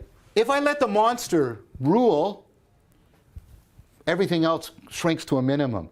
What you want is the right coordination of the parts of the psyche so that each can live as much as it possibly can without putting the other two in danger. When you can get that inner harmony, that optimal relation, so each is living as much as it can without putting the other ones in danger, this mutuality of the most existence, this is, for Plato, this is to experience a fullness of being. This is to be as fully alive as you possibly can be. It is also to experience a kind of peace because your inner conflict has dropped. So this is very powerful. One of your meta drives, in addition to all the drives people have, they want to have whatever they're having without inner conflict. They want to be at peace with themselves. Now, this, of course, is a powerful meta drive that you can tap into. Because if you have a strong drive within you to get this inner justice, to realize wisdom, to get this fullness of being, then I can appeal to it. I can appeal to it Socratically. But notice that this has an important component to it. Because as I reduce inner conflict, my self-deception goes down. And as I reduce my inner conflict, I'm less egocentric. Both of these things are making me more in touch with reality. So, I'm reducing inner conflict. But the effect that's having is, right, I'm getting a clearer vision of reality because my self-deception and egocentrism is going down. Now that matters because, as we've seen before, you want to be in touch with reality.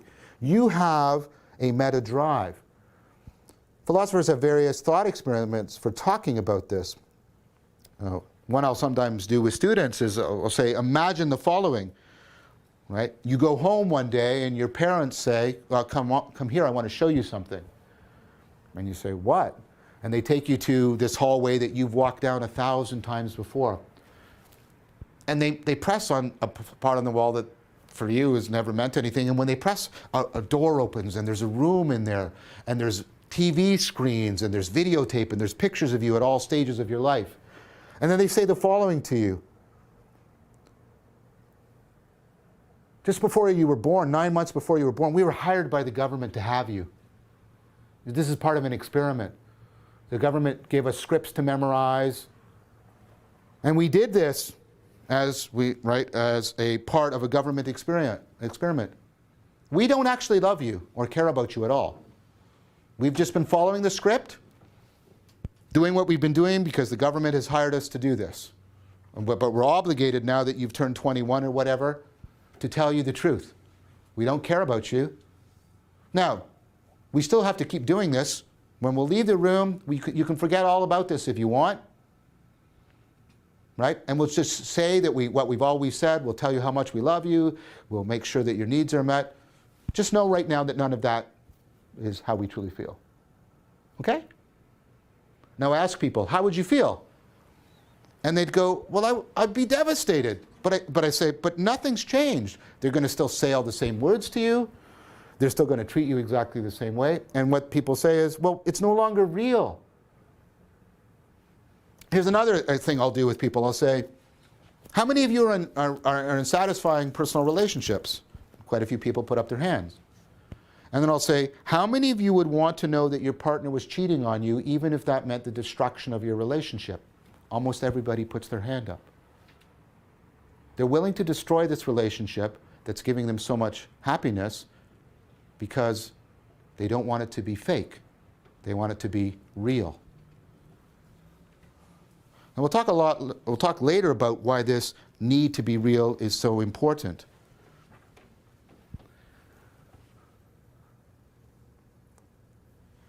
But I want you to understand what Plato's talking about here.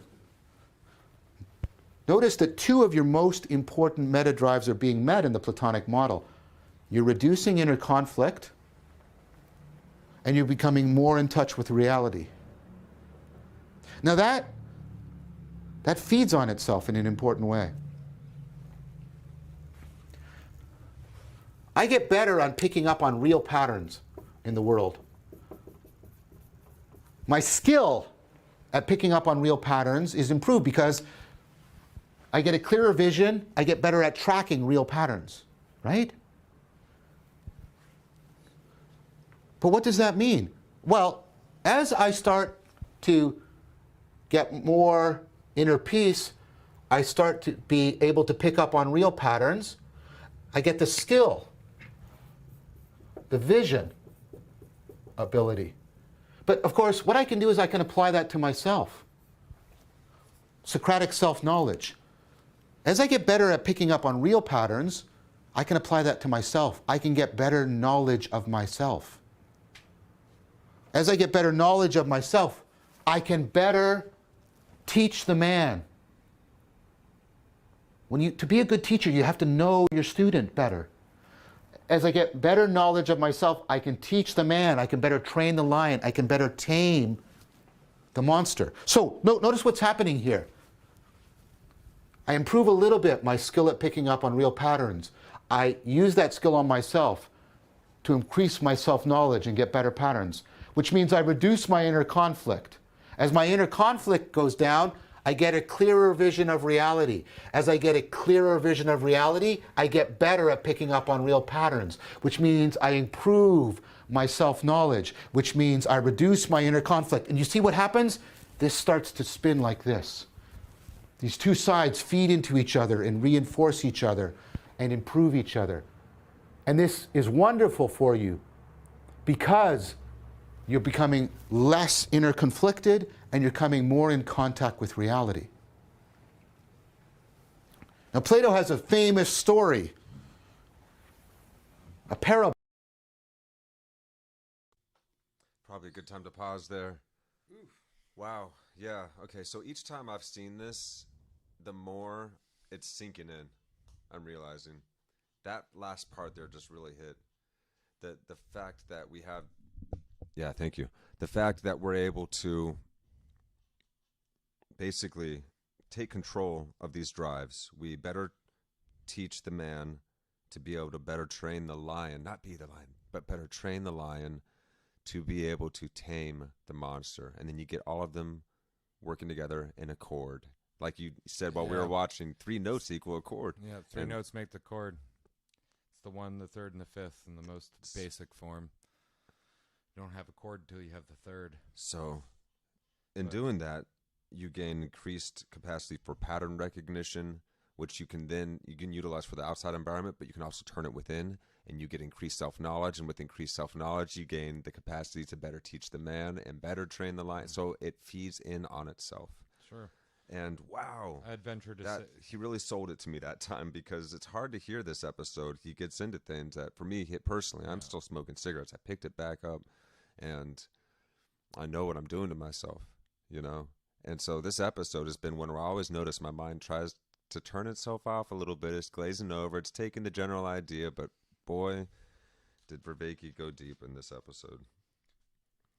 That he's really starting to detail how we may awaken from the meaning crisis that we are in right now. So it's almost a manual being set up to teach oneself, to teach others, to teach oneself, to teach others, to teach oneself. So like the trivium, the first stage. Yeah. You know, first you learn like Your grammar, logic, and rhetoric. In that order, you need to learn them. You know, how to use the stuff, how to talk, the rhetoric is how to tell others. Yeah, so how the the grammar stuff is the works. parts and the pieces, or like say the alphabet for the language, or the parts and pieces of an engine. The logic is how they fit together to be able to make words or make the engine run, and then the rhetoric is the actual doing of it. Yeah. And so same thing with speech. You know, the rhetoric. That's why we use the word rhetoric for speaking. Wow, man. Okay, so let me get into these notes a little bit here. So the man can recognize symbols, or it can make an abstract symbol for something that accommodates for many things, like the idea of death, for all the different ways that one could die. The abstraction, the ability to. You want the man to be able to control the monster. He must be able to become honorable. So Socrates brought reason into the social arena as well. That was the great breakthrough of the time, and that's what developed the way that we think as humans today, or majorly influenced, we could say. Using reason, the Socratic method. Which, the Socratic method is, yes, at its base end is just asking questions to draw out the truth, but it more abstractly. It requires... It's the beginning of a scientific method. Groups of people to get together to ask the questions, and the best Socratic method is when you're social asking arena, each other questions back and forth, but it requires more people, more, less singular. And what's interesting between, say, the Socratic method and what Plato's getting to here is Plato is figuring out how to break the singular mind into three things, to do that within the one mind. He's finding a way to appeal to these drives. Well, you in accord. Yeah, and speak to all three of them. Because they're not going to work on their own. He's like, okay, how do I deal with these people? Let's start finding ways to become better as units, better as individuals. And this pissed a lot of people off. Same with Socrates, which got himself killed over it. Yeah. Well, you're doing something right when you're pissing off the right people, right? Yeah. Well, so Plato recognizes, and John Vervaeke points out here, the less self-deceptive that we are, the less egocentric. And so the ego is very concerned with its idea of survival, the idea of its being surviving. And so as you become less self-deceptive, you start to be able to see the way the mind ticks, and those egoic concerns are just appearances in the mind that one can choose whether or not are necessary to follow. And then, when you have to use them, you have a clear enough vision to see how to use them. Yeah, right. The whole idea that you can just completely get rid of your ego, that just seems like this weird fallacy that I don't understand how people can believe. It's like, well, no, it's a very useful tool, and you shouldn't get rid of your monster. You shouldn't get rid of the thing that allows separation. You should be able to tame the monster. You should be able to use it. Sometimes you need it. You need to be out running a tidal wave or fighting to defend the cave, or God knows. So he tells a very dystopian story with that. Oh man, the kid. Yeah, it's idea like the experiment to the parents that were lying. We don't care about you. And made me think of a horrible dystopian future scenario where the reason they tell the kid when he's 21 because he's going to end up doing it too, and nobody's anybody's parents anymore for some reason. Well, they give him the option. It's like, look, you can. But that's powerful. you can we can They do continue give to them do options. this. We can continue to do this, and we can still go through the I love you and the cookie breakfast and hey, how you doing, and grandkids and all this stuff, or not. Like, and that brings up the question of like, would you be willing to do that? Would you want to know that? Yeah. And then would you want to know? Yeah, that? would you want to know your You spouse had cheated on you, kind of thing? And of course, we always do want to know because the truth is more important to us. It's how we're tuned, and it's tuned because that way because the truth is what's accurate and reliable, and truth over what is salience, verifiable. too. Yeah, the love and the pancakes and all Yeah, that stuff well, is very that's not real salient, but it's anymore. not true. it's not real anymore if you did this. Yeah, so that's wow. Okay, so reducing conflict allows us to be more in touch with reality, reducing that inner conflict, the and this inner feeds on conflict. itself. Well, the chord It expands our self-knowledge, is clarifying, social and knowledge. it's like, and musically, I'm glad we got into the music end of this because, like, musically speaking, you can have a very clear, crisp, not just chord but sound, and every sound is its own chord. But the best sounds that we like are the ones that have the harmonics that sound well to us. But like you can have really like crunchy, dirty chords. You get into like the half diminished chords and stuff like that, and like they start adding stuff on top of other chords and all that nonsense. But then you can have very clear, beautiful chords as well. So it's like the three parts of our psyche here: the man, the lion, and the monster. Depending on what you need to do. The chord can be a thick, dense, monstrous chord with a lot of disharmony and dissonance in it. Or if you're just trying to live life, you want the clear chord that allows you to think. Sure, but it's neat how all of these are in conversation too in a song, and for a song to work, they have to be in a proper. You don't just stay at one perfect chord. It moves around, so sometimes the monster does need to come out. Sometimes the lion needs to keep both in check because it's been trained properly to be like, hey, actually over here, and you shut up. Well, definitely in the flow state while doing jazz improv, sure. somebody wants to be able to have complete control. They want to be able to be a monster and be a beautiful one that's controlled and slip into the line, be the man. So we want all of these three to be working in accord in their proper ways. Accord with each other. Yeah. A chord. Okay, there we go. Cool? We're I getting love more that. weird Language words. is crazy. Oh man. So increases our skill, our vision, our ability, better self-knowledge, allows us to better attend to the man, better attend to the man, then you can better train the lion, and the better you can train the lion, the better you can actually tame the monster. And the safer the monster keeps the man and the lion. Yeah. That's really cool, man. Yeah, so that's like the beginning of psychology there with Plato.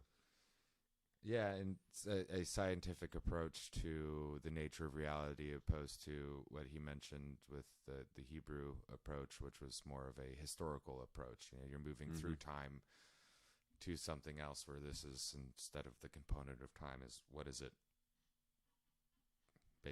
Not to lessen it to a shape on a page, but what is the shape on the page opposed to the narrative and story of it? Both are important. That's why like the best picture books are the best picture books. Like, I'm just saying. What is that? The Giving Tree? Come on, that's like one of the best books on the planet. I was really into Calvin and Hobbes. Man. Yeah. But yeah, so Boondocks too. That was really well. Like, I love those watercolor style illustrations. Yeah. Yeah. So anyway, let's jump back in here. I think we covered everything there, and we'll probably be able to finish out this last bit here.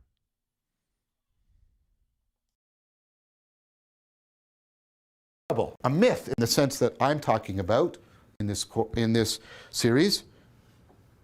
It's called the parable or the myth of the cave. And it's a way of talking about this, the relationship between these things. Notice two things here.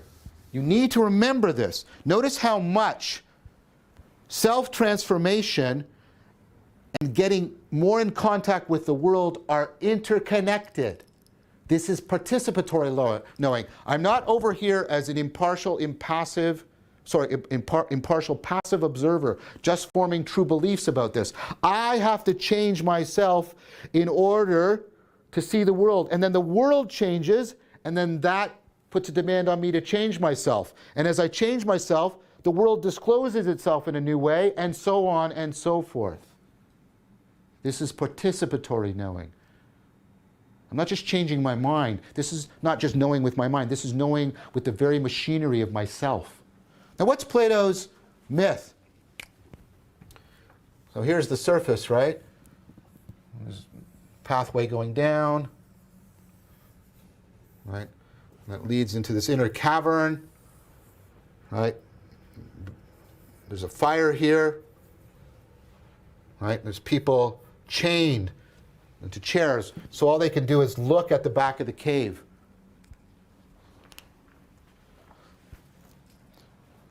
Then there's other people walking in front of the fire, and it's casting shadows onto the cave because of the firelight, and they're hearing the echoes.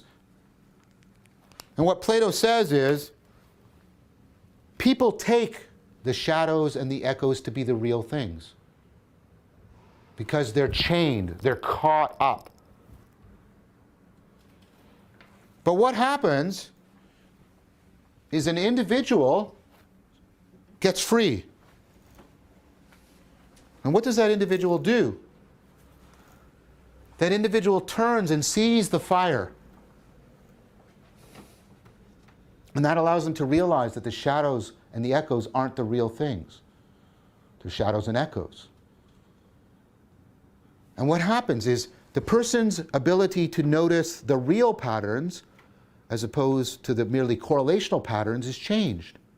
Remember we talked about that? People start to see, they start to realize, oh, these are what real patterns feel like as opposed to what I thought was real. You get the taste for reality developing. And that taste means they start to look around and explore. And then they realize there's a path, there's light coming through it. And then they start a journey upward. Now, notice how this journey works. When they take a step forward, they're blinded by the light.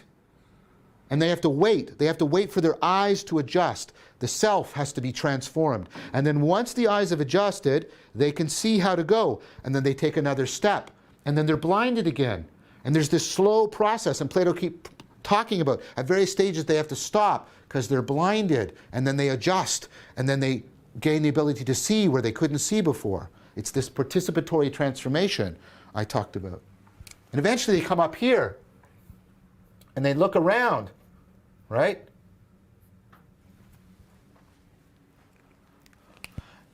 And what are they looking for? They want to see the source of the real light, the light that's making them, allowing them to pick up on the real patterns. Where is this light that shows the reality of things coming from? And not only is it showing the reality of things, this light is the source of the life of things. Where's this source of understanding and light? And if they look around, and of course they glimpse, because they can't stare at it directly, the sun. And it's overwhelming, it's beyond their comprehension. But they see it, and it fills them with a kind of awe. And of course, what they do is they go back down into the tunnel rapidly, right? And they get here and they try to tell their fellow prisoners what they saw, but of course they're stumbling around because their eyes don't work anymore in that darkness. And they're saying things that don't make absolutely no sense to these people. And so they ridicule them, and if they could, they would kill that individual. And of course, this is an allusion to Socrates. Now, first of all, notice that, contrary to what people think, enlightenment is not just an Eastern idea. This is a myth of enlightenment, of coming into the light.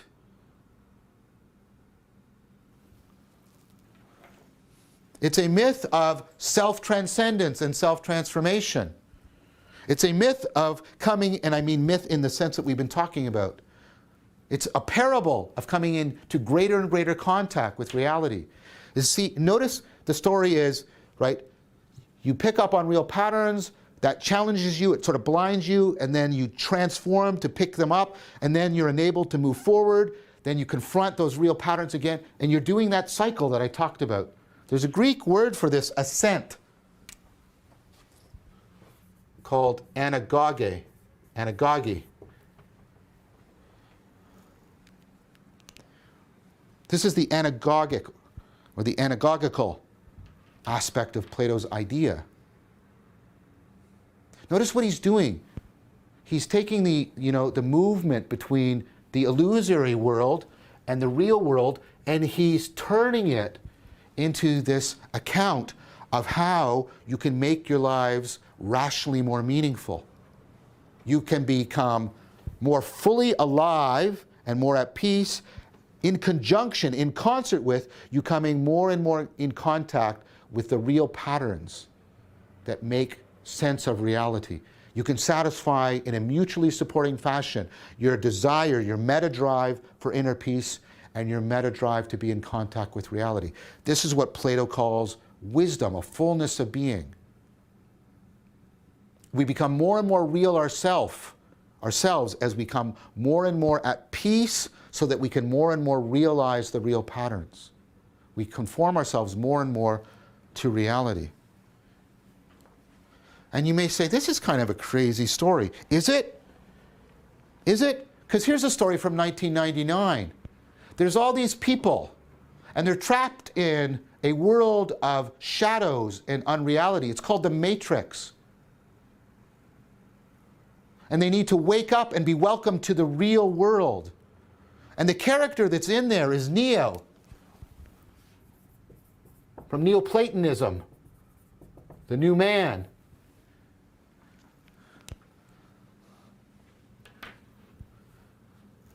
People flock to that movie.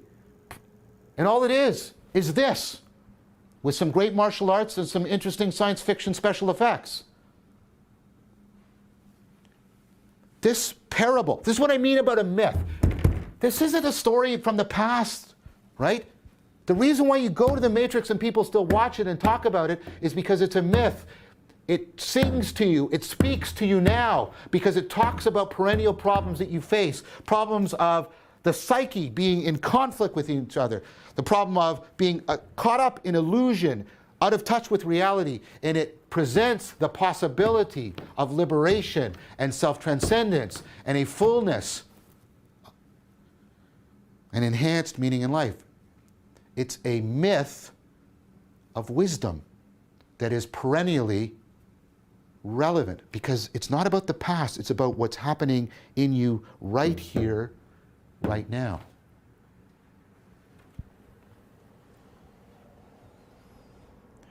I want you to notice a couple things about this. I want you to notice first how reason and spirituality are not opposed to each other here. They're inseparably bound together. I want you to notice how Plato is putting Socrates, the Socratic project, because Socrates is how you get the man to teach the lion, how you get to realize your own foolishness, with Pythagoras. Because here's, the self-transcendence, the rising above yourself, the radical transformation of your consciousness and cognition that Pythagoras talks so much about. Now, this is such an entrancing and enriching and empowering myth, a perennial parable, that it's going to be a constant refrain throughout the West. People are going to be coming back to it again and again and again.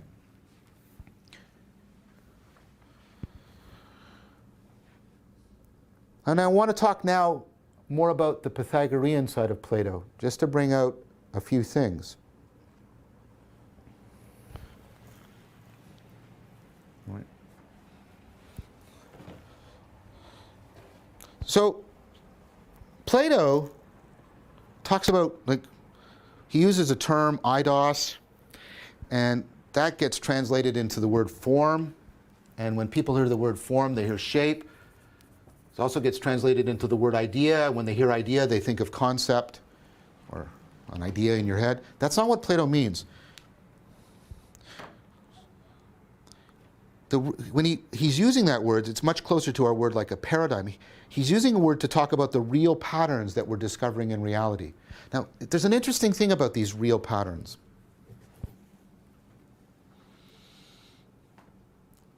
They're both the access, the pathway we have to understanding something, the pathway we have for getting at the reality of something, because those are the real patterns. But they're not just the affordance of our knowing. The real patterns are also what makes something be what it is.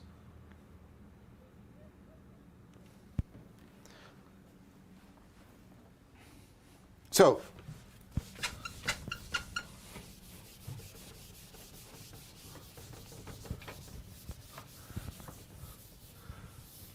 this is work also from the psychology of concepts and how people understand things.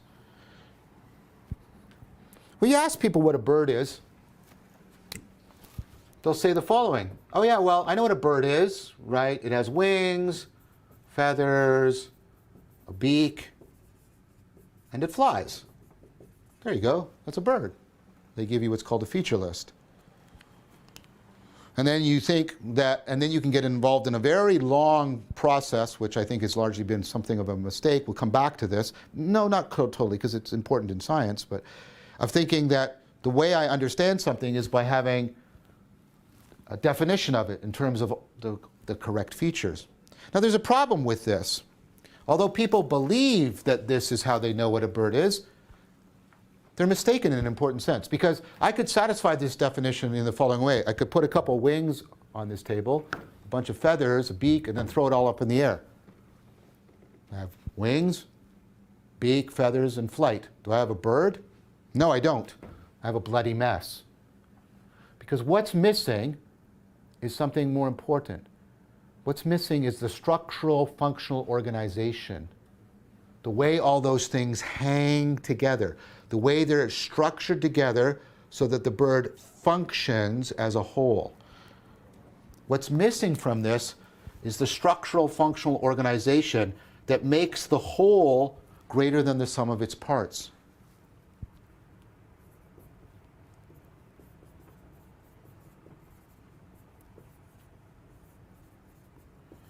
The Germans have a great word for this, Gestalt. In English, we don't. The Greeks have a good word for this. It's the word logos, although a word that's being discussed a lot today. I think it needs to be discussed a little bit more carefully. Now, here's the thing I want you to realize. Remember we talked about how you pick up on real patterns, and a lot of those patterns you're not picking up in explicit sense. You know what a bird is. You have some sense of the logos of it. But if I ask you, what is that logos? What is the structural functional organization? And most of what makes a bird is found in that logos. But if I ask you, what is the logos of a bird? How do these all structure together so they function as a whole, in which the whole transcends simply an accumulation of its... You can't tell me. But that's what the research shows, in fact. You can't tell me. Your grasp is intuitive. So notice something very interesting here. You often have an intuitive grasp of the logos of things. And the logos is form, where form doesn't mean shape. Form means something more like formula. It means the structural functional organization. And that form, that logos, is not only how the thing is, right, integrated together, it's how your mind can be integrated with it. Remember, this logos, this real pattern, is not only how you know something, but it's also the pattern that makes it be what it is. So this is a very different idea of knowing. You saw it already in the myth of the cave. But when I really know something, I conform to it. I become like it in some important way. I get in my mind the same real pattern that's in the thing, because that real pattern is what allows me to come to know the thing and to enter into that reciprocal realization with it. Now, this is going to be an important idea. This is an idea that's going to be taken up by Plato's greatest disciple, somebody we're going to talk about next time when we're together, and that's Aristotle. Thank you very much for your time.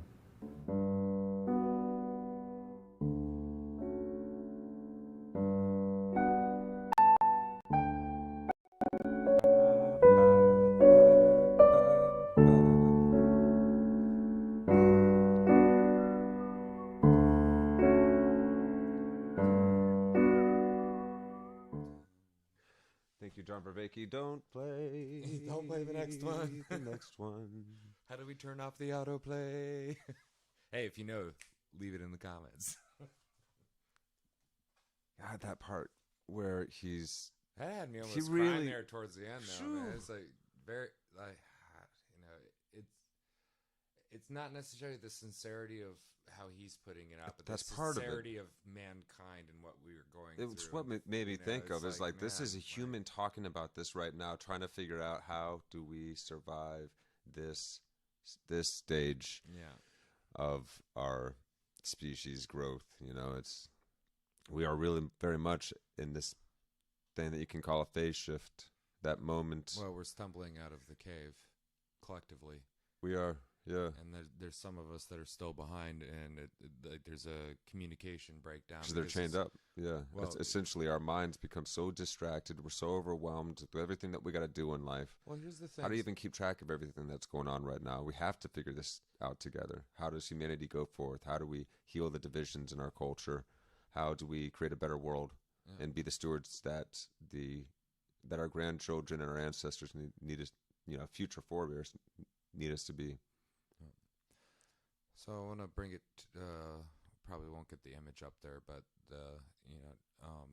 you can look at a lot of drawings or paintings or whatever that have been done of the cave, and what you'll notice is those who are chained up, like in this one specifically, there's a guy pointing to it and talking, and another guy with his hand raised, which is like a questioning thing. So part of the chains isn't like, of course, he's not talking about people literally being chained in a cave, but the chains of like, like, I don't know, call it like, how many people do you know who can name the Kardashians but can't name certain facts that they should know? Those kind of chains. It's like, where is your intellect directed? It's directed onto the shadow.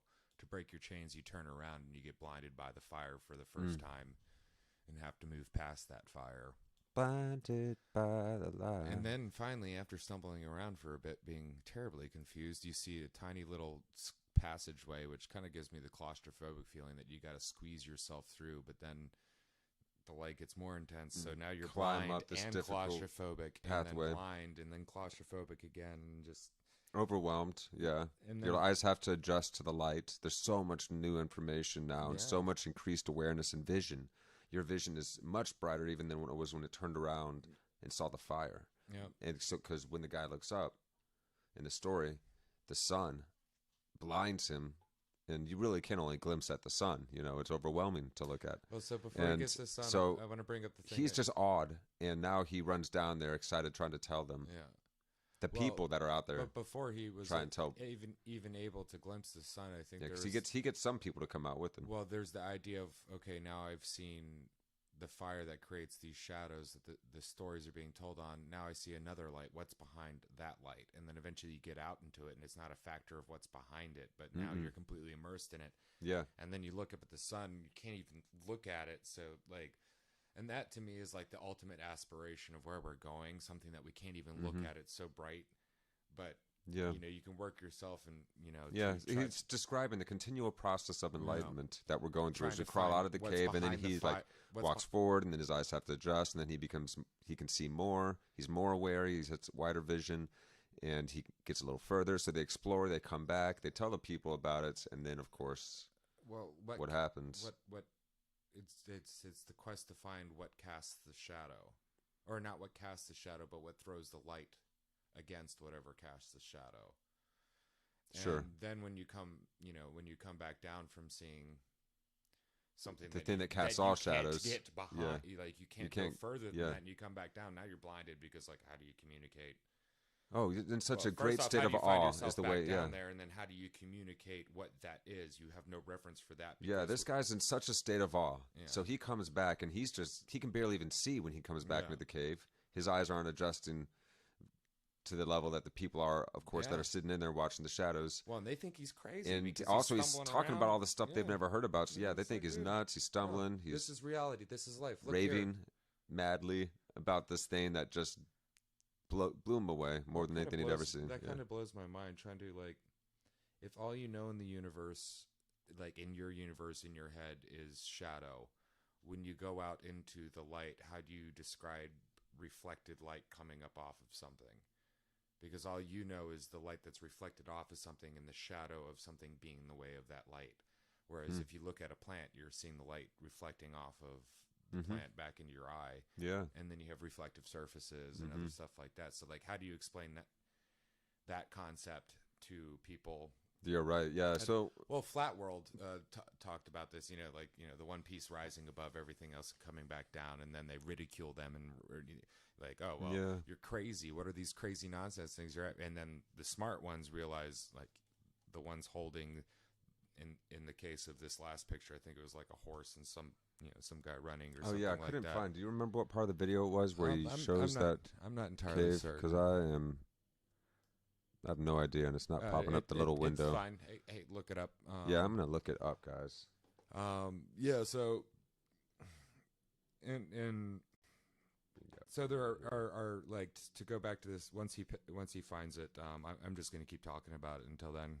So you have the people that are chained in the cave, and behind them, well, they're looking at a wall in front of them, and behind them is another wall to block out the direct firelight.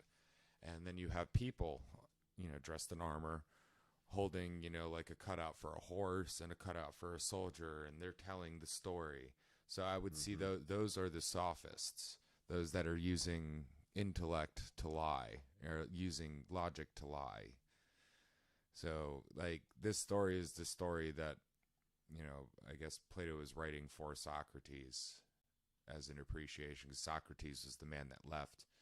He turned around, saw the fire, went past the sophist, went behind the sophist back and saw the real light and where it comes from, was blinded by it, baffled, and came stumbling back down, talking to people, and the people didn't like it because it's bright. It hurts your eyes. The shadows are much more convenient. That was so much self-knowledge at once. 'Cause people weren't ready to hear it. I never really thought of like the allegory Well, it threatens of the cave as being people. kind I of think it's individuals, because he probably had his moments of graciousness, then he had his moments where he was just kind of playing a social experiment and really seeing how much someone was willing to go into dialogos with him. But regardless, he was doing so. I lost my train of thought. He was doing so in order to be able to appeal to the people. Ultimately failed at that.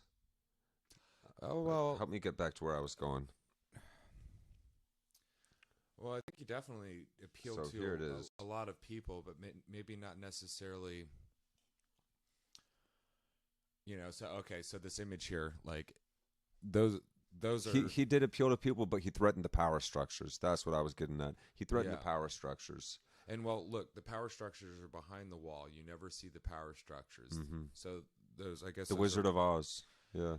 So those people with the horse and all that are telling the official story, and notice that the people watching it, they're entertained, they're questioning it, They're think wondering that what's going on in the story. Well, and they're yeah. trying to make sense of that, and they're going through a simulated enlightenment experience that's controlled by it. Right. But now, here, zoom out a little bit. And so if we go, like, from the fire, he had to walk first past that fire, which was initially blinding. Imagine coming around that turn and only seeing shadows, and then you see that fire. And then he has to That's cross, already a jolt and to then the you system. see more bright But light. then he sees light, and there's it a blinds there's him a more. tunnel, so it's not showing us the tunnel here. It's just Yeah. showing us the next scene. But he does crawl up a tunnel, Yeah. and it's getting brighter and brighter. And he gets out. He's blinded. His eyes adjust, so he gets a little further. He starts to see this world and how beautiful and majestic it is. And then he sees this thing up here that he cannot comprehend. He's filled with awe, runs back down, and of course he's insane to them. This is and this picture doesn't have captivating. it, but you could only imagine. and this is all you though. can see. Well, put yourself in the because the position view of- is being controlled. Well, You know, put yourself in the position of the person that is looking up against the wall, and that's all they know. That story that's on the Mhm. wall is all they know. that's it. Like, how would you feel about that? Yeah, Like yeah. somebody coming in, causing a ruckus and breaking up that, And it's interesting that they use like shadows and light like that because I'm curious firelight about is this story, very- man. Well, the light is It's- very soothing and very, like firelight. And These all that. must have been. I'm sure these were very entertaining. That this was one Oh, form yeah, of entertainment they had yeah, back shadow then. shows. Are Shadow no shows. joke, man. Like they're It's really and good so stuff. that's But they, and you it's, don't. it's cool that he thought about that Yeah. far.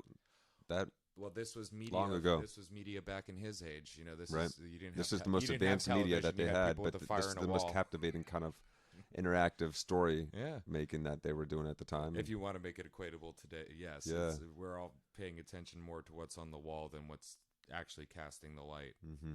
And I mentioned reflections, like reflecting thing. It was interesting. This Oh, yeah, picture the has the water, so eventually it's the sun, but then there's yeah. also the water that is Light bouncing reflecting back, all of this light bouncing off of the particularly reflective surfaces everywhere. It's so this is the process of enlightenment, and Oh.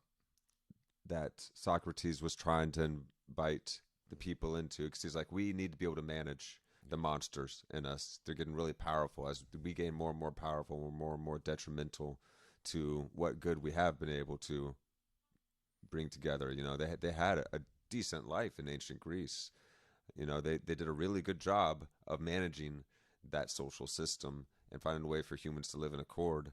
And it was the beginning of things like democracy. And these things were imperfect at their start, but even early on, you had these guys like these great wise elders like Socrates and Plato that were seeing ahead and saying, well, here's how we can get a handle on all of these conflicts that we experience that threaten to be magnified the more able we grow as a species. And he could, and seeing that track of technological improvement over time is something that's always been here.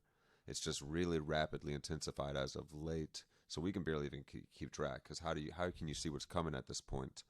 Yeah, but all we somehow can do you is can find still see what's coming. Oddly enough, yeah. if you different pay, if you versions pay of attention, dystopian future scenario for sure. well, how many times have you woken up and you just had that funny feeling, like, yep. And then, like, I don't know, whatever circumstance feels like it would be the right thing to do. And then you look on it and you're like, yep, that makes sense. And you don't really know, but you know that there's, the hand opposed to the finger. Instead of, oh, this is exactly what's going to happen. You're like, well, I was still right. It's one of the fucking fingers. I knew, I knew the hand was going to happen today. So, each day lately, I'm glad World War III hasn't officially begun. Though it seems that it probably has, as far as information is concerned. It probably started happening right after World War II. Most likely. It's been psychological operations ever since. But that's depressing. So let's get out of that. But that's why we're watching this, is Yeah, because man. that's part of Yeah. it. There's a... Oh, boy. Yeah. No, we are in a time of myriad existential crises facing our species. Well, We have to be able to see them to know how to deal with them, but we also have to be able to engage with them without them overwhelming us and just totally depressing us and keeping us in that state of anxiety where things become blurry again, because and if you just that's don't the want case, I'm to getting watch back it. in that cave. You want to give up when you see the number of different things that face our species, well- but then you also see how great we are at skirting the precipice, in fact, dancing and excelling in times when it really matters. Parkour. Constantly. Parkour, We parkour see all this the in our time. athletes and our musicians and our artists and Philosophers. people all over the world. It's Well, that's how we get through life, is as gracefully as we possibly can, and sometimes it's gotten this it's far. Might as well beautiful. give it the best go that we can give, even if it's just the tiniest glimmer of hope, because that glimmer is coming from something as bright as that sun. Yeah. And it always gets brighter than that sun too, because that sun is ultimately just the fire casting a shadow. Mm-hmm. So that's where the cycling aspect of it continues. It's just and this is that picture wasn't like the best, but it got the gist of Gets it. the idea across. And Yeah. The way he was describing it, Mhm. when I've listened to this one previously, it's I can visualized it really Sure. well in my head because he describes this long tunnel going up Well, and there's from an this cave that's down deep. emerging out of the earth, as in being like born again too. Like you hear that, like born again Christian, or you're born Yeah. again, or you had an Being experience reborn. that- Yeah. or like awakened again, or it's the same thing. So like I like Resurrection, the depiction of a deep rebirth, cave the coming out phoenix. and, Yeah.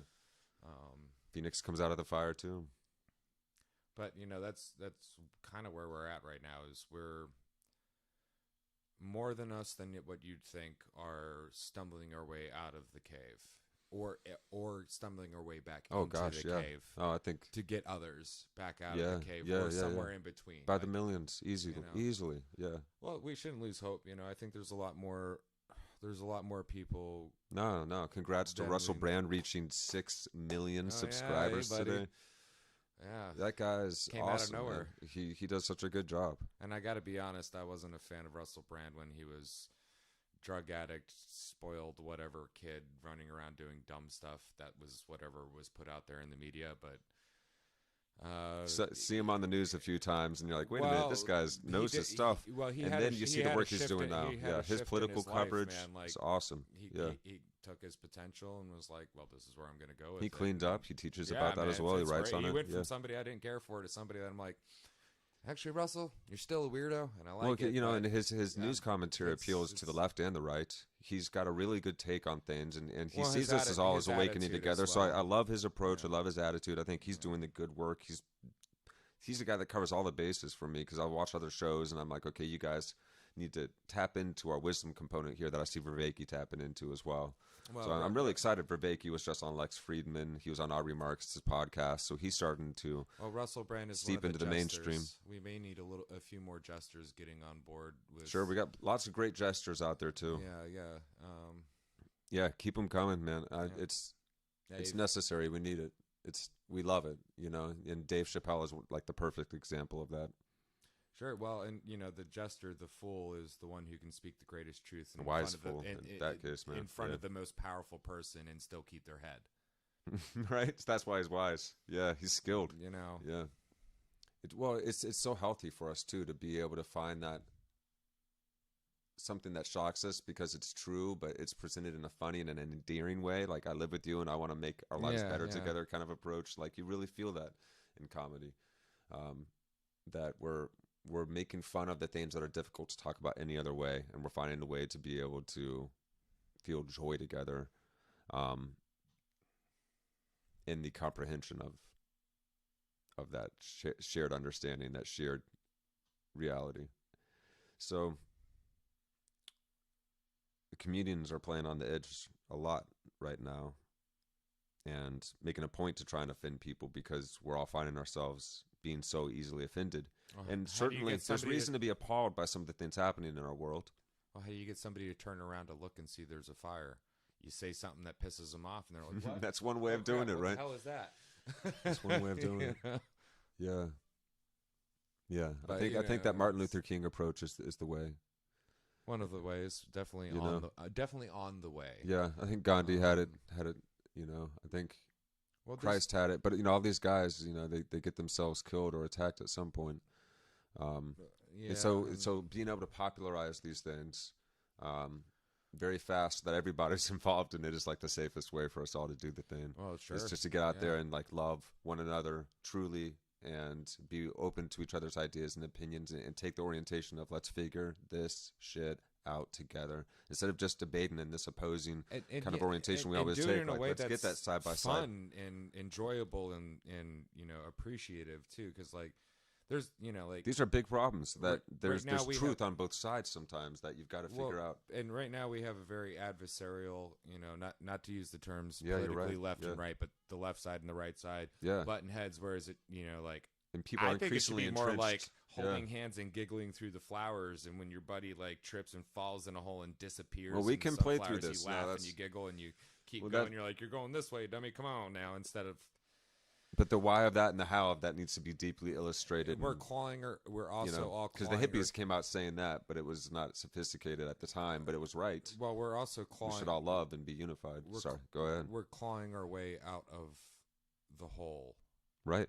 That's out it. of the cave. That's it. It's a struggle. And it's tight, Yeah. it's narrow, and it's blinding, or you're already blinded going back down into it. Right. It's not a very graceful position to be in. So maybe cut ourselves some fucking slack. Yeah, we do. We do. You know, like we're doing pretty damn good, but we still need to keep going and we need to do more. But we're doing pretty damn good. And let's keep on improving. You know, keep on keeping on. Being willing to hear each other's perspectives. And really even beyond figure here, these it things actually out together. truly Like we try got to within our own understand. families, our own communities, all over again, because you know, a lot of the division that happens in society becomes capitalized on when there's superpowers, you know, competing for control over the future we of do the globe. We do it And individually. we're too. certainly in a our moment of that right now too. Our inclination is when we see a division to go one way or another. That's the survival instinct. Yeah. Standing in the middle, you get plowed over. Yep.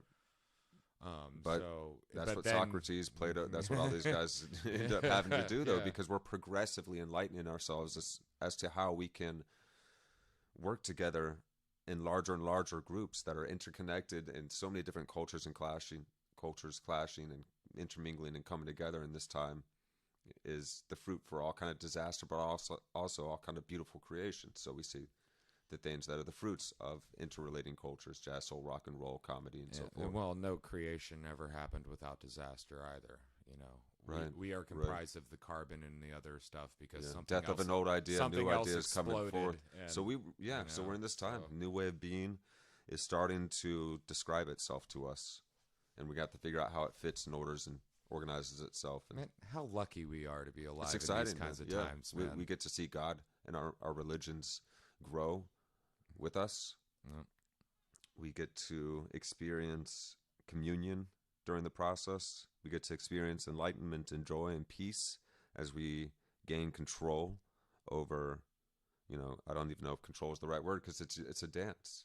It's more like play. It's more like music. We're bringing in this man, this monster, and this line into a chord, you know? So it's like we get to tell the story of chord out of this interactions of these notes and these And it's chords.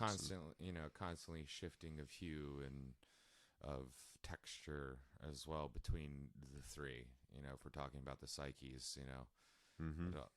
Yeah. in the world, Okay. and- This one and needs to be brought up a little bit. Yeah. This one brought back, And it it's- naturally flows too, because there's like, you know, the need to control, but then there's also being in control when things change. Like, you know, and like control in the a way that makes surfer. sense, just like the Well, song like makes the sense as surfer. it goes. You're in It's control of yourself. constantly solving and- itself. Yeah. You know, Yeah, a song doesn't make sense if it doesn't flow together in a way that is comprehensible. You know, it's hard to explain what that is, but that's Yeah, what happens and- when you're listening to something that sounds good to you because you like the arrangements and the notes and the way you that gotta they build were something. ordered and came together, and then what they turned into and said at the end of that thing. And so you build something that's recognizable, right? And then you take it in a direction, and then you interrupt the anticipation. you do something unexpected, Yeah, but in a good yeah. way. So it's like these And- mathematical. well, you can do that to solutions. yourself too, with like, you know, this method of thinking about yourself in three different ways as well, because like Well, our psyche is like these three Yeah. different things, whereas we are like and each one does slightly the awareness that unexpected. gets to operate through all of Yeah. them. Yeah, we are what is incarnating through the avatars that we have as our bodies. We are this awareness. We are the greater than the sum of our parts. Yes, That's most certainly, because we're made up of billions of little tiny particles, well, and trillions of particles. you know, and- even with just our psyche alone, under this three different breakdown, we're not the three. You know, the man, the lion, and the monster. We are the greater than that. Yes. That happens. We're from part of the prime interaction. mover. The Yeah. thing that our bandmate Jesse was saying to me the other day in a text. We are, you know, we're not our name and our ideas of ourselves, but we're what has awareness of them, right? So we're talking about that. So he's like, we are what makes fall happen. We're what shines, the light of the sun. I can't remember the exact words, but we're what makes the birds sing. And he had this beautiful way of saying this, and that's it. That's what we are, and that thing is nameless. That thing is infinite. That thing is you can't put And it's always greater finger than down on it. It's always the parts that we can define within it. that too. You know, It becomes our awareness. It becomes this universe, this cosmos, this story of life now on this planet. and we're just crawling ourselves out of the hole. We're not even out of the hole yet. yeah. Why are we? We're not even out we're being being so blinded hard by on the actual ourselves. sun yet. We're Yeah, in the just term of one crawling out human the life, hole. yeah, like there's so much wrong with the world for sure. But in the greater scheme of things, like we're in the midst of the story right now. We're maybe still in the beginning if we're lucky, but we're definitely certainly in the midst of the story. I hope we're not. This climax is not the end of the story. I hope it's just a chapter, and we are now going to go into a new chapter where we are metamorphing into something else, something that transcends what we are now, and that's what humans have done Well, throughout history. we're become continually evolved. we're going to be something different either way, you know. Yeah. So, We continue to enlighten. and we're never going to be the same. And so with all these stories that we tell, and like our myths, there's always the old way fighting with the new way to exist, right? Mm-hmm. So like the future way and the past way will always fight with each other to see which one has more merit. And we're just, well, I won't say just, but we're moving through that conflict between the old ways and the new ways. And sometimes the old ways actually do need to persist in certain ways. Sure. Yeah, And the the new tried ways and the need true. to be shut Yeah. down sometimes. Yeah, this building style works. Let's keep an eye on this Yeah. building and manage it properly so that it continues it's- standing. But then the new building style comes into play that is also permissible, but you need to have the tried and the true minded to help keep the thing standing once it's proven tried and true. So yeah, we need our innovators. We need the conservative side of ourselves and the progressive sides of ourselves as humanity. They play together very, very well. Yeah, Yeah, to keep and- society functioning.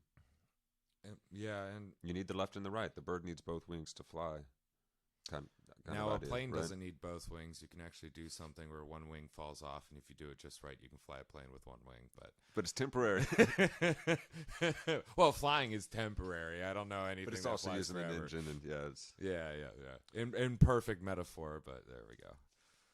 so anagage, the Greek term for ascent. How we can be more fully alive, more in contact with reality, with the patterns of reality. So we have this meta drive to be able to find patterns, and meta drives towards peace and increasing our sense of reality, both inner and outer, and following that drive allows us wisdom and to experience the highest fullness of being. So this was an excitement that Plato and Socrates were trying to share with their fellow humans too. They're like, oh my God, there's this thing called enlightenment. And I'm trying Look. and all the great religions have found this and spoken of this. And this is a capacity that all human beings have access to. And it's not a thing that you suddenly like have an enlightenment experience and then you're an enlightened Buddha. No, it's a constant process throughout our lives. We are becoming increasingly aware, and you can fall back and you can go forward, and enlightenment has no cap, though, that's for sure. Yeah. But there are immeasurable heights that we've seen human beings go to that are just astounding in their beauty and their capacity for love and the wisdom that they're able to share with the world that we still talk about thousands of years later. You know, Buddha and Jesus. Well, and you got to give it up. Lao Tzu. You got to give it up to the people who kept that knowledge going too. Right. You know, Plato kept How can we be more Pythagoras fully alive? and Socrates' knowledge going, and then Aristotle kept theirs going, and then more and more people like all kept each other's works going before we, you know, because like these are like, you know, we like to think that we could store things for long periods of time, but how long does a CD last? Not long. How long do you think your hard drive's going to last? But how long Not can a story last? Yeah, a lot longer than paper. Longer than buildings made of stone. Yeah, so Yeah. So Matrix, that was a great example. And Yeah. like the name Neo comes from Neoplatonist. Neoplatonism. Literally. Yeah. the new man. Yes, because it is a Neoplatonic myth that they're Yeah. telling in that story, that allegory of the cave story. It's been told many times. There's a movie called Maze. There's The Hunger Games. This story's been told many times. This 1984 by George Orwell. It's another version of Allegory of the Cave. So there's going to be many versions of these that are always pertinent to the now, and they speak to us. These are perennial stories, as he put it, perennial stories that always speak to the current, yet they are timeless. Yeah. They speak to something that is very important for humans to understand, because this is part of our evolutionary capacity that we've developed. It's an adaptation that we've developed to survive, to even be able to gain capacity, to be able to work in concert with and utilize all three aspects of our psyche together in accord.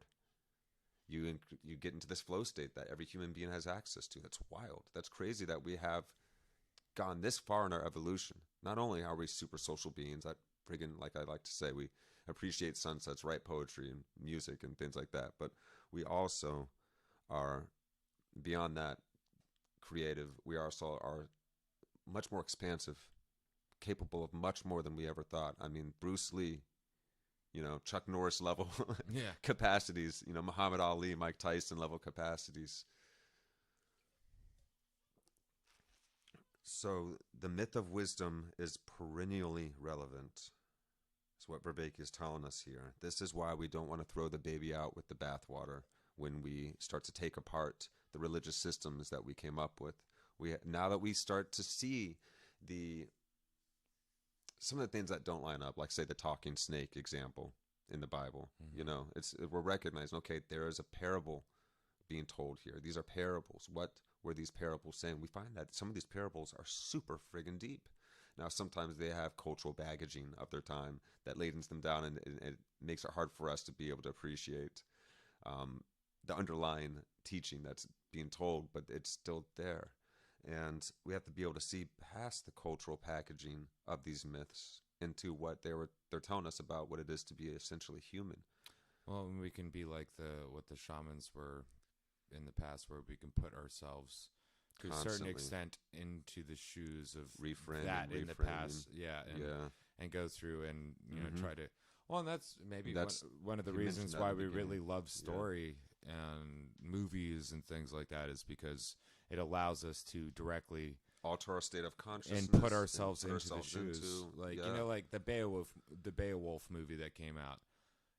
People didn't watch it because of what was it, like Russell Crowe and Angelina Jolie? No, it's that probably helped, but people wanted to see it because that story, I want to be able to see this, and I could put myself in those. Even though Beowulf is like really far removed, like the lessons learned in that, you kind of have to.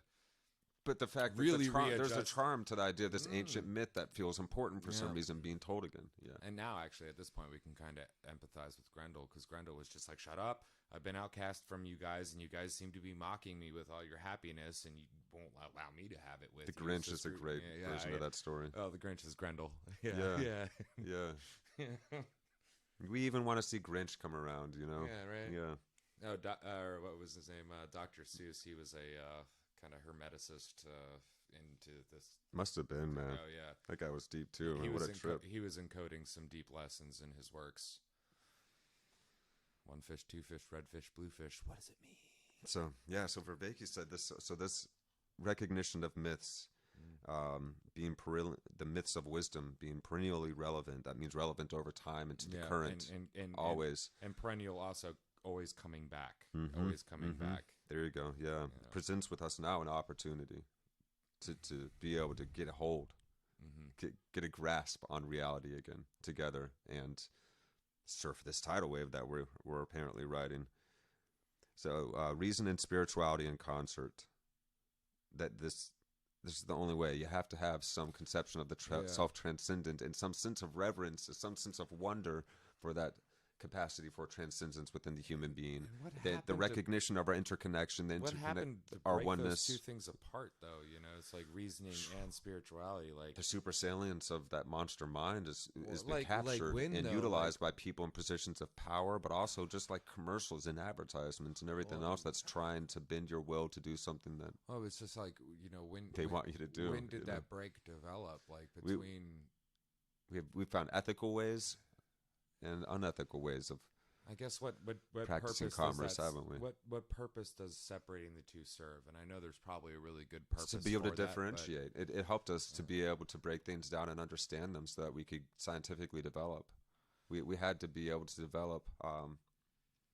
What's the term for that? Your machines don't care about your machines don't care about your soul. Yeah. So to delineate. To pare things down and break them up into smaller and smaller and smaller pieces, that's really helpful. But like Vervaeke said, being able to do that doesn't help you define something. Being able to break the bird down into its parts doesn't help you, doesn't actually give you a bird if you try and put it back together or describe it to somebody. It's got to be put together in such and organized in the right order and in such a way that it becomes greater than the sum of its parts. just like our awareness is this greater than the sum of our individual parts. Like somehow we have self-reflective awareness, which science still can't account for. And Vervaeke is actually at the cutting edge of this work. That's why what he's talking about right now with this awakening up from the meaning crisis and the different aspects of knowing that we have, it's on the very cutting edge, and it's helping AI research get further. It's helping us understand the nature of consciousness itself. So he and his colleagues and the people that he's building upon have been pushing at the very edge of this, and it's coming just in time for humanity because we have so much to wrestle with and so much to learn. Well, we're going to need some help to deal with it. So an we AI need would be really great. more than anything, we need to develop our wisdom capacity again to its highest level, as many of us as possible, so that we can our correctly, psychotechnology properly needs wield to catch up with our this immense power. technology, because That's what I'm saying. Yes. So Einstein's point. Yeah. Yeah, precisely. Like, well, and I was thinking about that earlier. Is like, we're at a point in time which I think would be rare for humans, where our technology is vastly outpacing our psychotechnologies to be able to deal with our technology. And maybe that's what happened in the Bronze Age too. Your technology advances faster than your reason for it. And we write stories about it was very this. easy to control and rule people and to have your empire. But if you're not developing mature people. Even beyond the controlling and ruling people, the reason... Well, I'm saying that's why it breaks down, because people get into positions of power and control without the wisdom to wield it, and then the thing starts to break down because you don't have the wisdom in the people anymore. We're talking about like entire civilizations completely gone in a matter of nothing. So they're going through what we're going through right now. It's a meaning crisis. That's an individual breakdown where each individual... All the way down to the individual. It's like your cell dies. Like every cell in your body dies, that level. Not like your liver goes a cancer. out, but it's like... There was a cancer, like something like that maybe, in our collective psyche I developed. think it's just we outpaced ourselves a little too fast. Well, you're right. We outpaced ourselves. We did not yet have the wisdom to wield that level of technology, because once people that are greedy get in positions of power with that level of technology, they can control and brainwash even the minds of mass numbers of people, and then you start to have a very radical social breakdown, because these people are not fit to wield this level of power, and it's better in the hands of everybody that you can get it in together, working together on it, not in the few small people at the top, right? I think those who would wield the power irresponsibly is a component of it.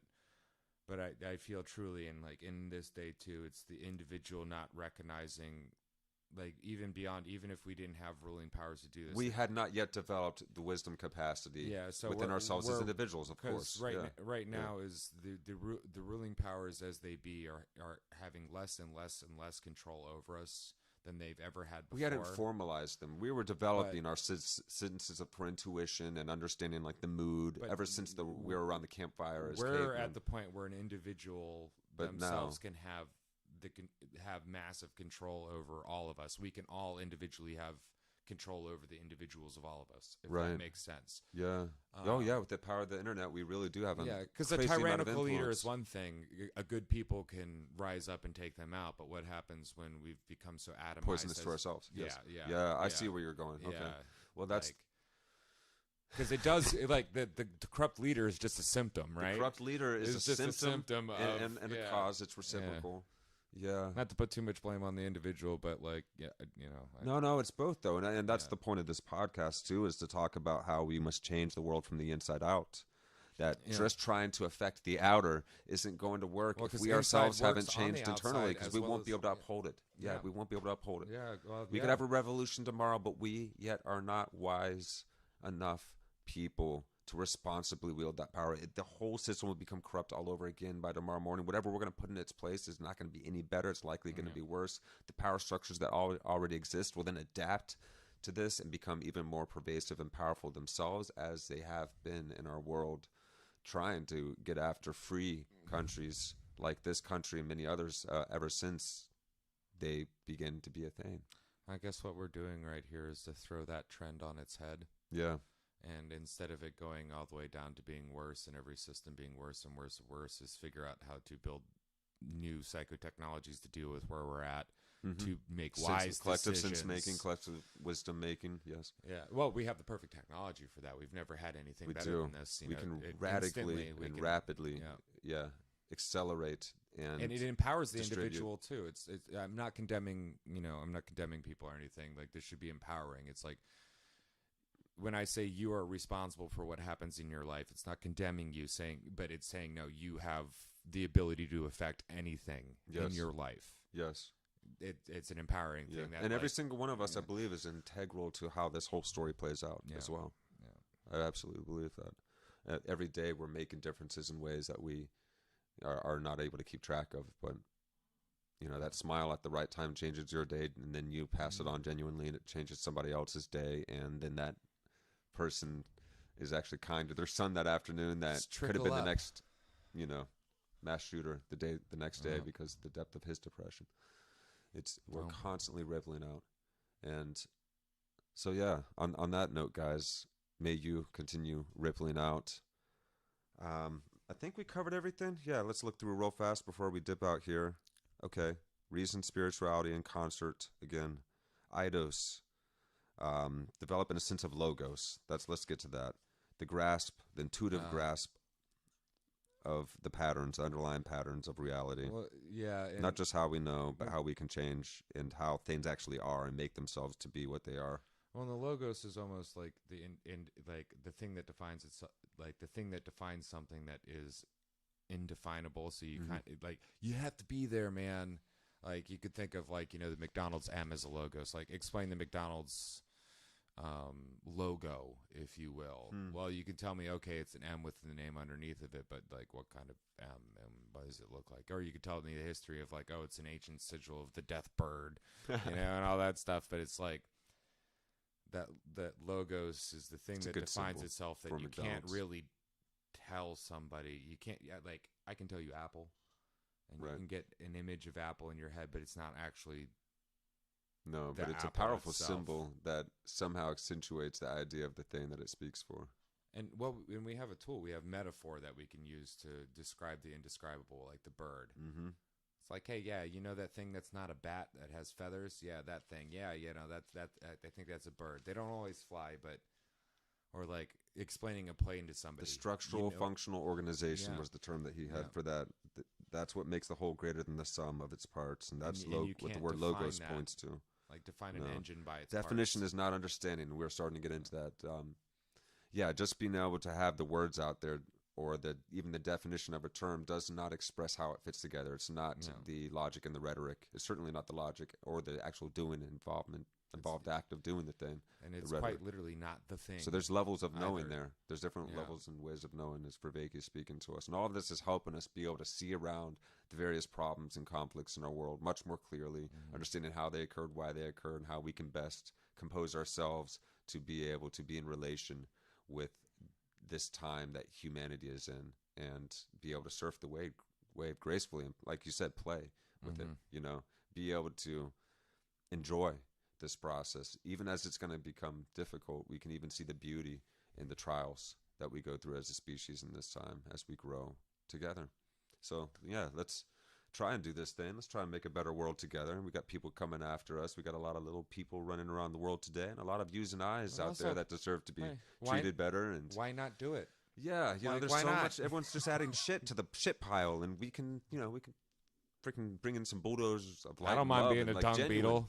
Genuine appreciation of one another, and let's I'll lay get my wise. seeds in the shit. Yeah. Let's hope that idea that the hippies were trying to sprout grow into something beautiful. Naive as they were, but still true, honest with what they were trying to do. Yeah. At least for a while. Yeah. Before it got co-opted and taken over. That's another idea. We can have an idea of hippies, but what were those people involved in? Yeah. What were they doing? What were their realizations composed of? And it's actually really good stuff. Some of our favorite people that ever existed came out of it, like Jimi Hendrix. Come on, and that guy was on point. Actually, he said, "When the power of love," how does that quote go? When the power of love overcomes the love of power, the world will know peace. I don't know if that's mistakenly attributed to him or not, but I think he basically maybe had his own way of saying something. And he had a particularly concise way of saying somebody else's quote it's attributed to. But of course, that's okay. If I've learned one thing, he's furthering the right idea. It's that there's no unique phrase saying anything under the sun. There's just reiterations in better detail according to when they were, pertinent and salient at the time. Right. All the great thinkers aren't just thinking of this stuff themselves. They are in conversation over the eons, the past linking with the future. Yeah. In one continuous conversation. Yeah. And, We're all flawed human know. beings, just getting better as we go, and we can really rapidly ratchet that process up Guess together. what? We got thumbs. Thumbs are great, man. If it wasn't Dude, for thumbs, we thumbs. wouldn't be doing any of this stuff. Just saying. And a forebrain. And also the ability for our wrists to go like this. That's You handy. couldn't write Yeah. if you couldn't do that. The Just tongue, saying. the way the tongue works, pretty awesome. Diaphragm control. Yeah. Being able to hold your breath and go. Yeah. Being able to move my eyes so I don't have to just move my head all the time. Yeah, That's right. nice. I like yeah, that. Yeah. Being able to smell is really weird, but that's useful. But being able to think about something that's going to happen later on down the line because you've been down that path before, you can run down that path, and which I just did in my neighborhood down to the where we pick up the mail, because I've been down that road so many times. And You can almost do it blind. actually, I can run a mile in my head faster than I can in real life. Ooh, wow. Actually go through the whole process? Oh yeah, up the street. That's yeah. good training. Oh yeah, you just do it in fast mode. It's like, oh, I'm at the white church now. I'm good. Visualization is legit. Yeah. Yeah. It's hey, if you have trouble getting to sleep, visualization, because you'll get to the point where even if you're not good at it, you'll just how tire fun that is yourself to do out. too. You can actually take yourself into You'll get dream real mode good. doing Yeah, that. you'll get real good sometimes and really pull yourself down. Sometimes where I'll get you'll like see something photorealistic super flying high over depth, mountains. Yeah. Like, yeah. Or it's even so just cool. objects where it's like an object will come into your mind and suddenly you see it more clear than you've ever seen anything in your life. Whoa. And there it goes. Yeah, right. You're like, shh. Oh man, I love those Stay realizations too. away. You got to try and catch them when they happen. Oh yeah. All right. Well, have hope, Yeah. people. Keep on keeping on. If you want to leave anything in the comments, comments, critiques, questions, the best way to keep this going is to keep engaging and keep going with it, because you're a part of it too. That's it. We're all a part of the awakening from the meaning crisis. Yeah, here we go. Well, thank you guys for tuning into this episode of Actuali Podcast with myself, Chris, and DJ. Check out our band. We got some shows coming up on October 7th, this actual Friday in a couple days. We're going to be up in Baltimore at Zen West. 2 days. And then on the 22nd, we will be up in Mechanicsburg, Pennsylvania at Love Drafts. And then November 4th, we're going to be down in Winchester at the Blue Fox. And all of these shows are going to be freaking amazing. I got to write these things down. I know. I'm actually remembering them right now. It's amazing. I'm so excited. Thank you, calendar. Hey, I just show up and play the thing, I posting the flyers and everything. It's finally cemented itself in my brain. Yeah, we'd love to see you guys come out. If you're in the area, come out to one of our shows. We're actually doing a little bit of travel on each of these. We got Baltimore, Maryland. We got Mechanicsburg, PA, and then we got Winchester, Virginia. Winchester's the close one. Maybe we'll find one or two listeners in that area. Come on out. Check out American Dharma. Yeah.